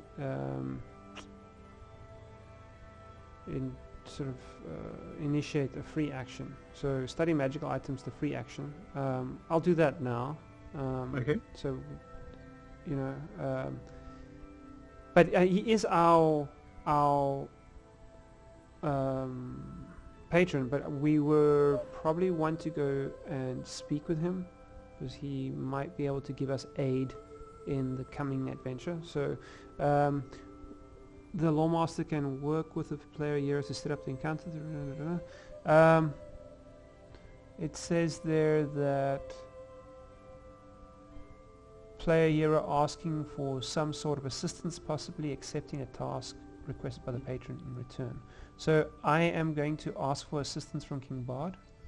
So Yeah. I'm going to invoke Meet Patron, and I invoke as my undertaking Meet Patron and study magical item. So yeah, I would say that I don't know where on the map King Bard is. You'll probably be. Let's have a look. He may have summoned you. I mean, it depends. You're welcome It's to. fine. I'm just to, trying um, to see one. probably- He's probably in the Royal well, Palace, number you have your- 14. Yeah, People maybe- have been asking for an maybe- update on what we got up to. Yeah, especially after the Envoy, the Elven Envoy would have shared your names with King Bard, so he may have wished to. He may have called for an audience to bring you into an audience with him. So James and Christy, I would say would obviously go from 15, from the Royal Barracks to 14. Yeah. I believe we possibly all moving together. If that's the case, I won't speak for everyone, but I think we are. And they're probably looking over their shoulders just to make sure that Balagon and Edorath is coming with, because Oh yeah, it's probably a bit intimidating for them. And the us and you. correct. Just for the record, Edorath has been he's practicing his traveling, but he's also practiced singing, and he's sung songs of people cooperating together and taking on bigger groups than they should have been able to defeat, thus becoming stronger in the end, as a way of encouraging the group to be a little bit more together as a group, and hence upgrade the fellowship rating. Cool. So essentially, they want to speak to King Bard about seeking assistance for the adventure they're going on, and possibly James and Christy share, in this moment of seeking assistance, they share a bit about their background, and this would be news to Edorath and Balagon, but they in a bit of trouble. They are being they don't divulge too much what trouble they're in, but they just say, listen, they share with King Bard the situation with Longo, and they thought he was this other hobbit that's Clovis. Clovis, yeah. Longo, Clovis, same person, right? I think so, yes. Yeah, so correct. Clovis, they thought Clovis was this certain individual, but it turns out that it's actually Clovis's brother, I think, that they were looking for, James and Christie. Somebody's taken their family's money, and possibly, I think in Fellowship Phase I can speak for Bard, or how does that work? I would probably be like Bard, probably ask them about but what's happened with this money, and they'd probably share the fact that they've got a love for beautiful things, and a hobbit working at the Mickle Delving Museum offered to sell them some rare items. There was Mithril and Sting was loaned to the museum, and James and Christie got a bit greedy, so they took their family money and gave it to this person working at the museum to acquire these items. But instead of giving them the items, this hobbit ran off with their family money. And if that wasn't bad enough, when their parents turned to them, it wasn't actually, it was money their parents gave to them to donate to a cause, and there was already a pledge made. And sound like Amber Heard. There was a pledge made by their parents, and they were going to go and deliver the money. It was for this charity cause, but instead of delivering the money, they took the cash and try to get these items from the museum. So when this hobbit ran off with the money, now the charity's turning to their family saying, well, you've pledged the money, you must cough up. And now they're in a bit of a pickle. So James and Christie's actually ran away. So they're fleeing the law. Because now not only have they lost the money, but the money wasn't theirs. It was actually meant to go to a charity. And they're now chasing this halfling and from Nickel Delving. And they thought it was Clovis, but it's actually Clovis's brother, and that's sort of how the story comes full circle for them. Him, did you say? They bumped into him at somewhere in Dale. I'm not sure if they bumped into. I can't remember actually, but I do know that they got it in a message somewhere. Let me just. We were. I'm not sure if they saw him in Dale and he ran away. I can't remember, but they haven't found him. But I think they saw Clovis, and they thought Clovis was him, but that's just the resemblance. So anyway, so now they're going to come to Bart saying, listen here, there's a good chance that this halfling, that worked in the museum, he's definitely got connections with Clovis. It's his brother. And there might be some link to, this dark sorcerer, and they want to, follow the string and see where it leads. Hopefully, it'll lead to this individual that's ran off with their money. This person that's this con artist. Can King Bard offer them aid? So, according to the undertaking. We're going to ask for assistance, so hopefully that will come in the form of who knows what, but he might ask for something in return. So Lawmaster will just, I don't know if you want to stipulate that or if I get to stipulate that. I'm Stipulated. I mean, I feel like he would be happy to assist with information until until he hears reports from maybe one of his They would actually interrupt and say they're not looking so much for information. I think there's enough. They're looking for something a little bit more heavy-handed than that. Like, could we get possibly an aide to assist us on our party? Just a guard or something. They want to call on his support, and essentially they're going to help eradicate this wizard or whatever this person is, who's wielding dark magic.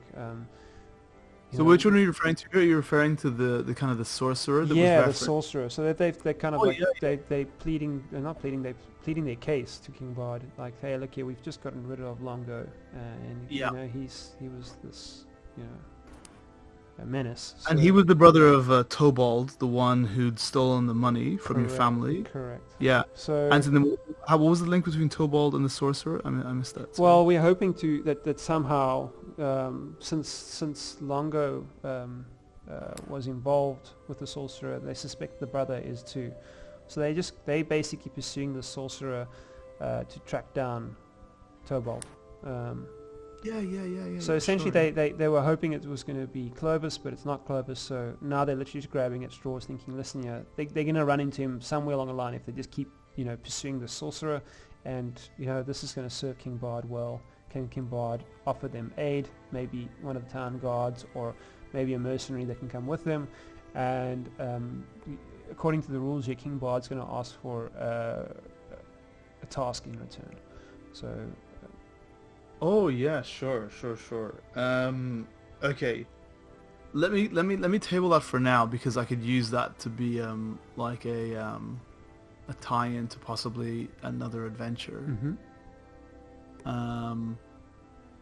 So we'll retcon that. So King Bard will say, okay, yeah, we're having trouble with XYZ. I'll need you to do, Maybe he'll hand them a letter and just say, you'll probably ask them to open that once they left the town, and that'll buy us some time to think of what it is. Yeah, keep it safe, keep it secret.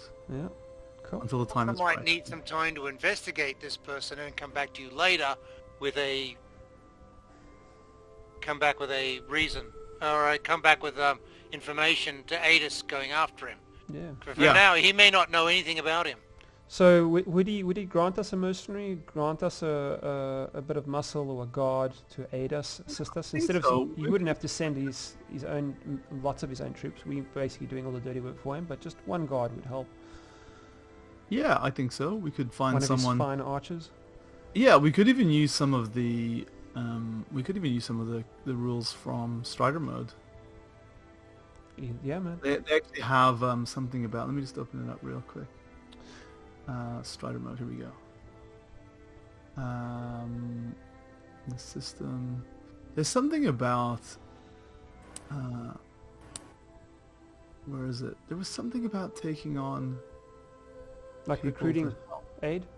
Yeah, wasn't there? No, you travel, from what I read, you travel alone. You're always alone unless you have a companion, like co-op, but you're generally batting alone. You can't, from what I saw there's no recruiting. You can't get, like in Baldur's Gate, increase your party size. Yeah, I am thinking of a different system. I'm thinking of Beowulf. But yeah, I've recently read that, and I recall that it made specific point that you're generally on your own, and that's why they adjust some of the rules to make it viable that you'll survive, because they suspect that you are a lone venturer or you're co-oping it.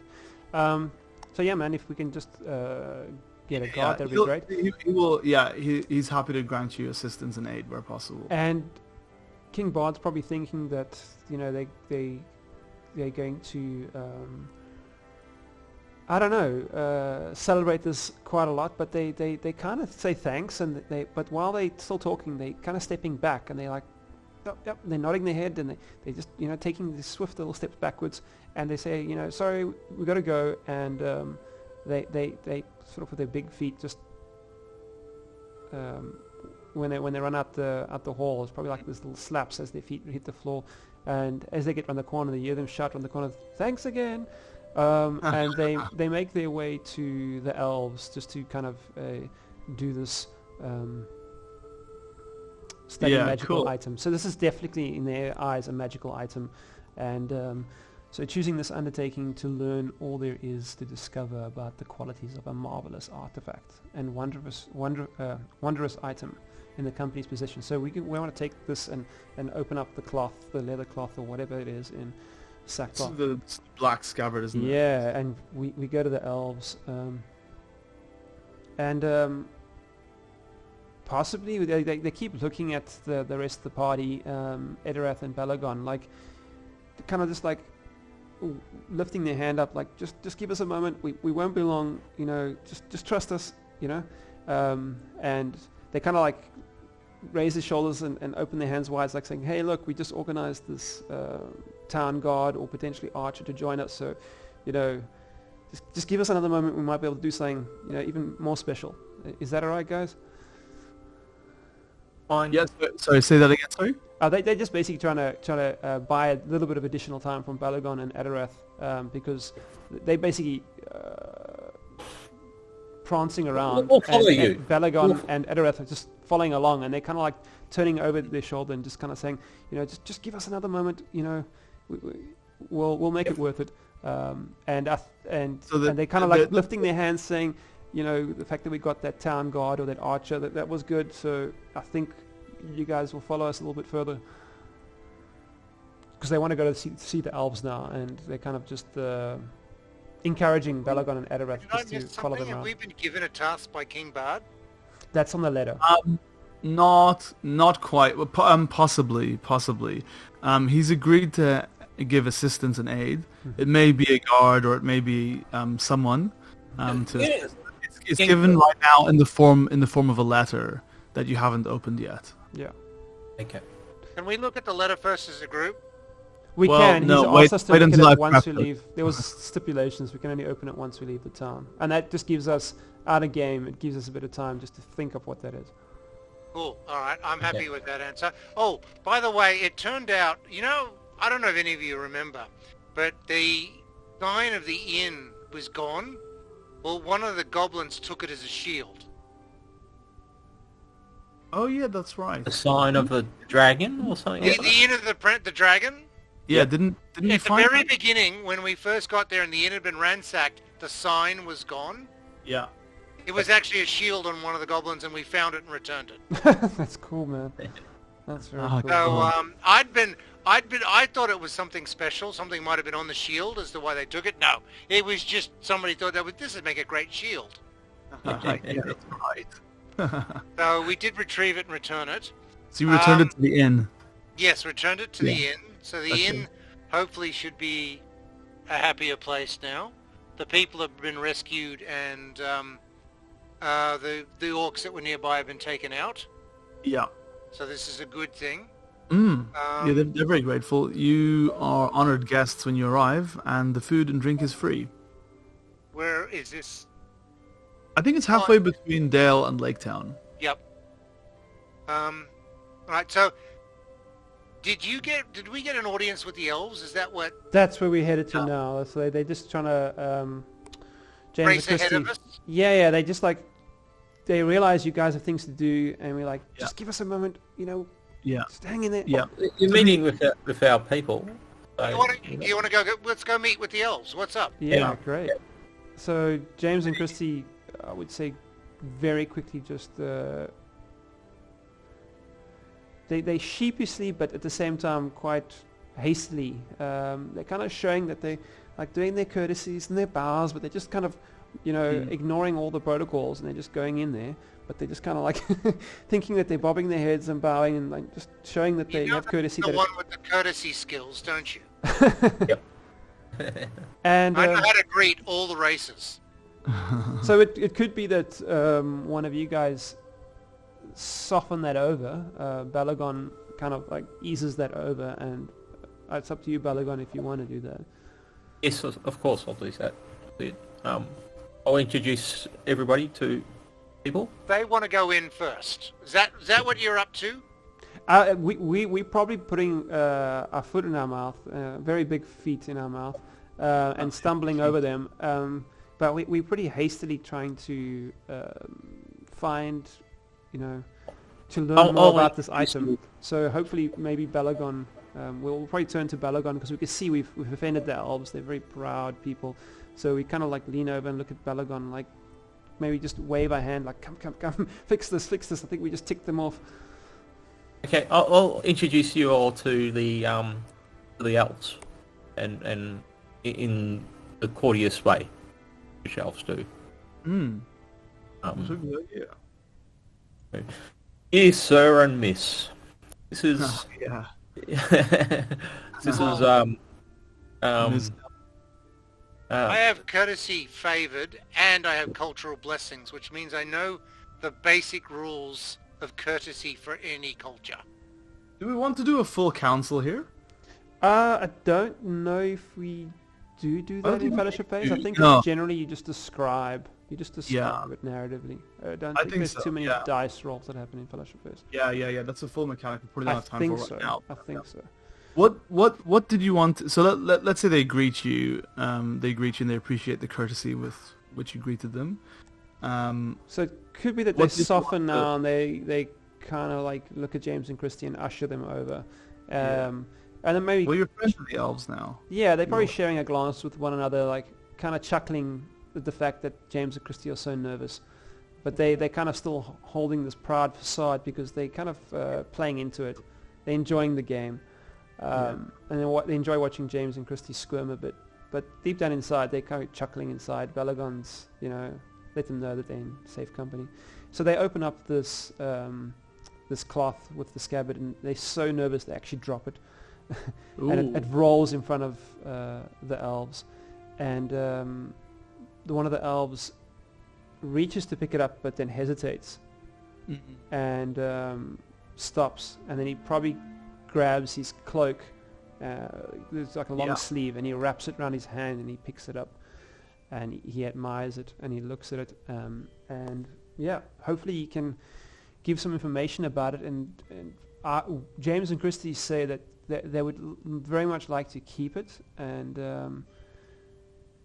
they would like to know how are they able to use it. Is it safe to use? Is there any way that they can, turn this thing for good? So let's have a look here.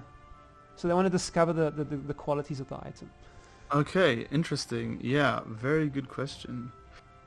So they'll be under like magical treasure kind of thing. I don't know what qualities we'd give this. Because I know in the Rivendell supplement there was magical treasure. Oh, it's actually specified. It is actually specified here. The Envoy picks it up and looks at it. And he furrows his brow. And he looks at the scabbard and looks back. He glances at the scabbard, looks back at you, and says, "This black scabbard is cursed.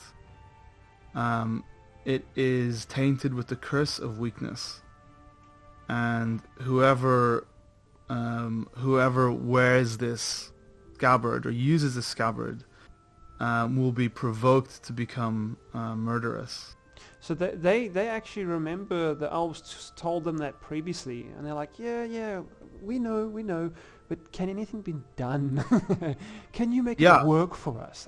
Like, is there anything you can do? Like, just sprinkle some water, I don't know, do your thing, sing a song? So this is, okay, so from this, and this is what he tells you, he says, while this artifact cannot be destroyed by physical blows, I think it's fire. Fire, or to truly, destroying this. Oh, sorry. The artifact could be destroyed by physical blows, but this will not end the curse. The sheath or the handle of the weapon used to destroy the artifact will darken and turn black and gain the powers of the black scabbard, affecting whoever wields it in the same way as it once worked on Longo. He says, to truly destroy the curse and the dark essence within, the item must be melted down in a fire that burns very hot indeed. But the dwarves of the Iron Hills may have an ancient smelter that will do the job.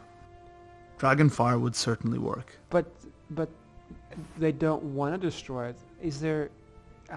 No, they don't want to. No, they kind of like they trying to like even put their finger on the elves' lip as he's talking, like shh. we don't want to destroy it. Like we want to use it. And, well, he doesn't. He's not sure of anything else. It may be possible to. So when he gave you two options, just hand on forehead. He said Dragonfire would certainly work for obvious reasons. But the Dwarves of the Iron Hills, now an ancient smelter, he said may help remove the curse. But if it's in a smelter, perhaps it could be reforged into something. All right, so we got to go to the Iron Hills. All right, that's cool. All right. They take their little cloth. But he compels you to rid it of its curse. While he's talking, they're just smiling and nodding, and they're wrapping it in cloth, and they take it out of his hand. They just, sure, yeah, thank you very much. And they pat Balagon on the back, and give him a thumbs up. Thanks for your help, buddy. We're good. They're very chuffed to themselves. Kind of got their hands in their belts, and they're like very chuffed, chests out, like, yeah. They've got some homework. All right, cool. Mike and Andrew, what are you guys? What did you guys say you were doing? Undertaking. Yeah. Fellowship stuff. Yep. Okay, what I said I was doing was as part of my skill, I improved my song to level 2. And I've been singing songs and telling stories of groups working together and achieving more than some of the individuals.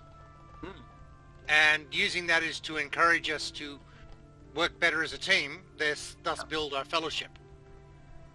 Excellent. So that's what I was doing for my individual bit. Yeah. Do you want to make a song roll to see how viral this song goes around Dale? Well, like I said, I was doing numerous things, but I'm happy to try and... Now, this is not a bonus, is it? So it just looks... Tell me that looks normal. It says best. Alright, we'll go with that. Feet... Song is 2. You got 2D. Did that pass? It's a 12, which is just under my 14 needed to pass.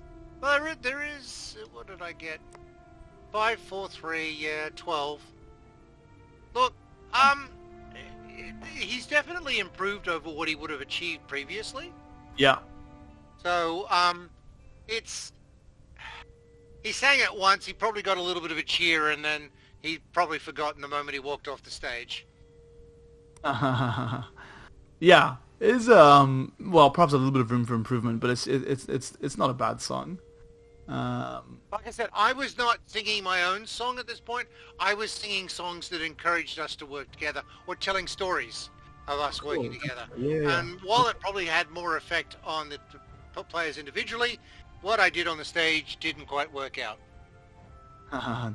Yeah, not this time. Maybe next time. Okay.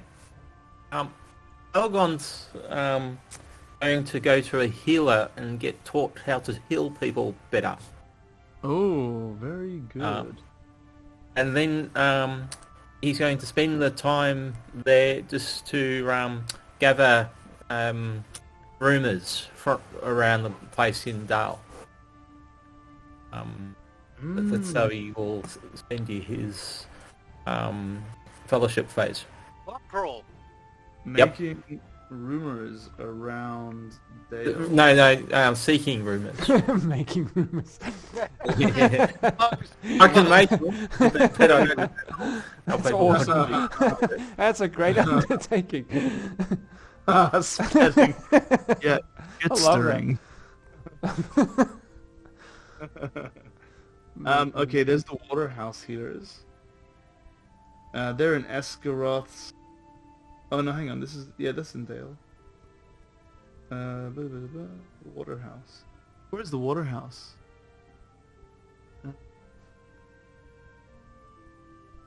Waterhouse is number 19.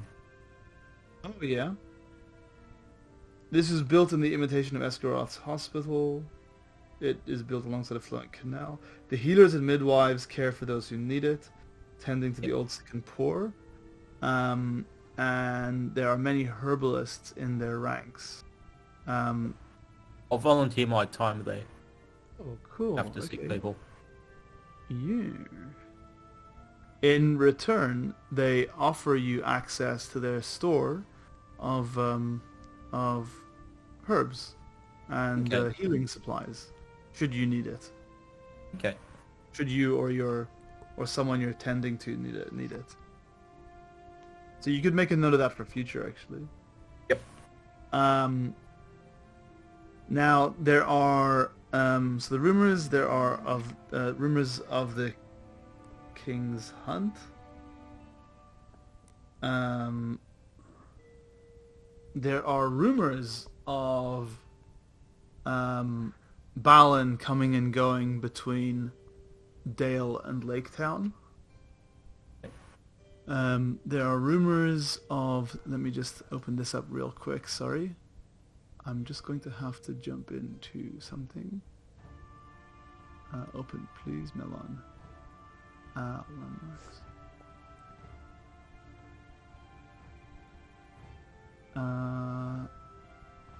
Yeah, there's rumors of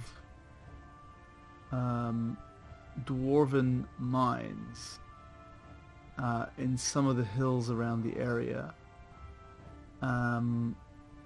that are being plagued by what is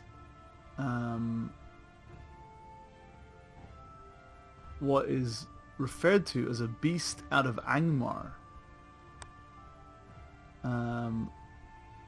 And that one of the kings of old had hidden in one of these mines with all his jewels and treasures, and it was said that the only way he could slay this beast out of Angmar was by putting the biggest jewel down its throat to choke it.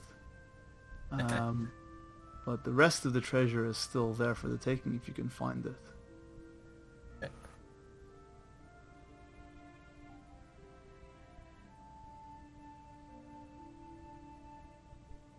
And those are rumors. Let me just have a look at this, sorry. Oh,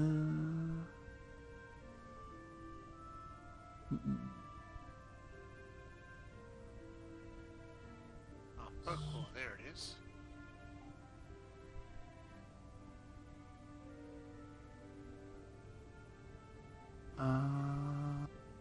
Yeah.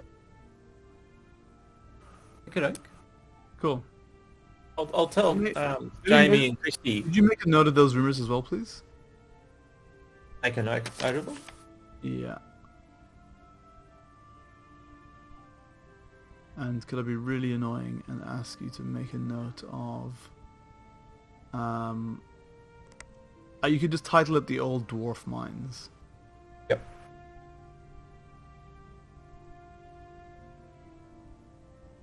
James and Christy, I've heard a rumour. Yeah. About the dwarf mines. Apparently there's treasure there. Isn't there always treasure at the dwarf mines? Maybe this rumour is true. I think someone... Did you pay for this information? No, I didn't. I just overheard somebody. I hope they didn't charge you much. Okay.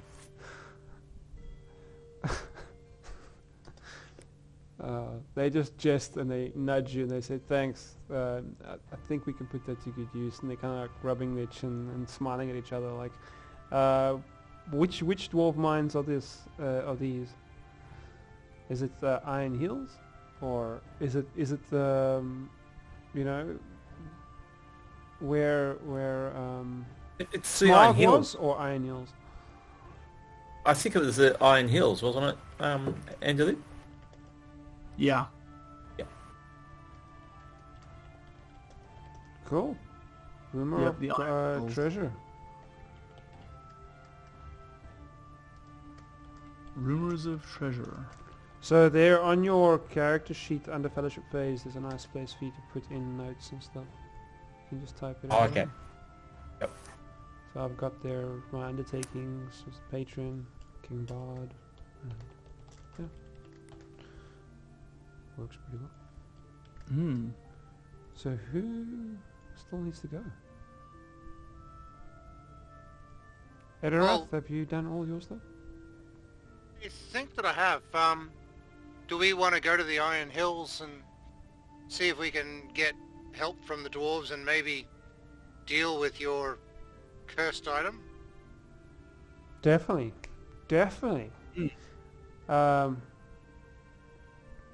Yeah, James and Chris is like, I think we should just grab some supplies, a couple of pints. Yeah. So I have a small barrel. That'll keep me going. Yeah, just get some supplies and just swing past there by King Bard and see who he is going to provide us for aid. Can I suggest maybe in doing that, King Bard maybe has someone else inform on his behalf because he's in a meeting, but then that other person just says no, he suspected you guys were going to come back because he never asked any of the logistics of it, so he knew you'd be back, and they explain that possibly this person's going to wait for them at the gate. Well, he references Lord Hakan. He says Lord Hakan takes care of my affairs while I'm Cool. while I'm not at the palace. Cool. So he was the grumpy guy the bureaucrat that Mike referred to. Mm-hmm. Yeah, you got a picture there of Lord Khan. A bit of a sourpuss. Cool. All right. So I think we're pretty good. As far as treasure, you get to do undertakings or spend treasure, I believe, to upkeep things. Yeah, like you can restock yourself as well. I think you can take different equipment. You generally don't have I don't think there's not much of spending money in the One Ring. Spending money isn't really a thing at all. But I know you can Hang on. spend money to upkeep your where you from. If you wanted to but go that and was buy, 1E. if you wanted to buy some piece of clothing, you would be able to buy up to 32 for you of your rating to buy something nice. Well, relatively nice. Myself, a Belagon could buy a 2 gold item or 2 silver item. Yeah. No, so Where- it was 1E was very much about like upkeep of your farm or your household and all that kind of stuff. And if you do, Well, this is what it says here. It says change useful items. In addition to the various endeavors they may achieve. During each fellowship phase, the players are free to change the selection of their player hero's useful items, always respecting the maximum number of items led by their current standard of living. you can change your gear. Useful items, is that gear? Items, yeah. Useful items. That's it. I don't know if that word is interchangeable with gear. Maybe I think useful that- items is like rope and a pan. No. Useful items were things that could be used with a skill. Like, for instance, I have a sunstone, so when I go to do travel, if I can't see the stun, I can pull the stone into my hand and feel the warmth when I indicate when I point it towards the sun, Yeah. and therefore can make my travel rating even at times when there'd be a negative. They give you boosts, and you the Hobbit would have 2 of them, whereas Belagon and I had 1 each. So, and another thing is, we're probably going to it's been a year, so I started out as age 33, so I'm going to just put +1, so Yep. 34 now. Doesn't like putting +1s in there, so just put 34. Just You want me made 21. There was a big party in there somewhere. Yeah, man, that's a great fellowship thing, so James and Christy just happened to hear that, and they're like, whoa. And they kind of like change direction. We go straight to the local inn, and they buy around, and they quite frugal with their money.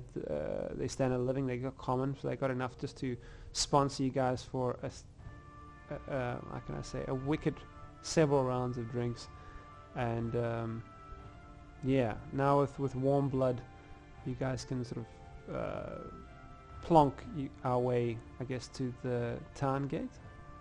Yeah. And would we call it at that? Yep. Yep. I'll just say something about the letter. Bard will say, in Bard's letter, I'll come up with the exact words later, but he will say to look for Balin, who is always looking for keen adventurers to either assist them on quests, or to ask for assistance on his quests. Okay. Because he's very busy. And the end of the letter says, look for his ravens. He uses his ravens to seek adventurers. Cool, man. That's great. So King Bard wants us to assist Balin. Yeah, or to he's ask lending him our for aid assistance as well. Yeah, cool. So he's lending our aid to King Balin in some way or form. Yeah, kind of sending us to he assist thinks him. that you may, like to, he may be like, well, he obviously would be a very useful addition to the party, but he may be a willing addition to the party. Yeah, totally. But we owe King Bard as well. So I guess in some way we also aiding Balin. So Balin's going to be like, oh, King Bard has sent me some aid. Yeah, correct. Because we're kind of paying off the fact that he's granted us our old smiley Lord Hakon. Yeah, old Smiley. Yeah. And yeah, I think James and Christy are probably making jest at Hakon, trying to make him laugh. I think the whole time at the pub they just kept cracking jokes, and they're trying their best to get a little bit of a just to raise the corner of his mouth maybe. Roll riddle. See what you get. Okay, cool.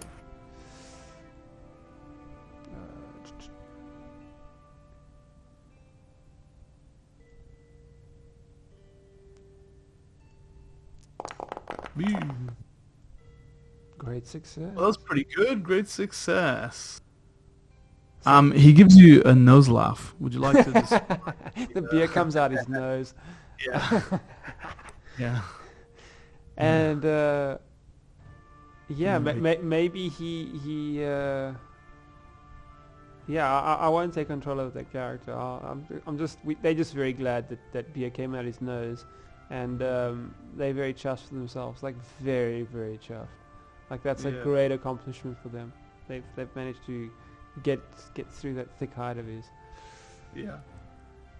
Since this fellowship phase, we probably won't bank that great success. Like there's a 6 in there. There was that table that you can bank that for later. What was that for again? Where was that? Quick question. Balin is actually at the Lonely Mountain? At this stage, you don't know. He's apparently... One of the rumors was he's traveling between Dale and Laketown. Great. So we either head for... Hang on, Dale and Laketown? Oh. So we can either... We're in Dale right now, aren't we? Yeah. Or are we... So we either head for Laketown or we head for the Iron Mountains. Or look for his ravens. Yeah. Where's that sheet? I keep struggling to find that sheet where you can decide what you can do with those additional dice. What page was that on again? Well, I put it in the reference item for you. Reference. There we go. Reference. Special success table. Here you go. Did that come up? No, not for me. Reference. That's fine. I'll have a look in reference. It should be... Combat specials.doc. Done on the 9th of the 5th. But but that says combat specials. Is it? Yes, but it also has the skill. Okay, cool. So... Oh, there we go. Spend one. Score one Success additional... item. Cancel a failure. Score one additional success. Gain insight. Go quietly. Make haste and widen influence. I would say Widen influence. I would like Hakan to warm to us. I'd like to think that we've widened our influence with him. Is that okay, Jim? Yeah, So that's just spending that success there for that. that's more than the specific number of subjects originally targeted by the action. So you could maybe... So I think that is like, if he's one, then you could make him plus someone else laugh, if that makes sense. Oh, widen the influence. So then, if that's...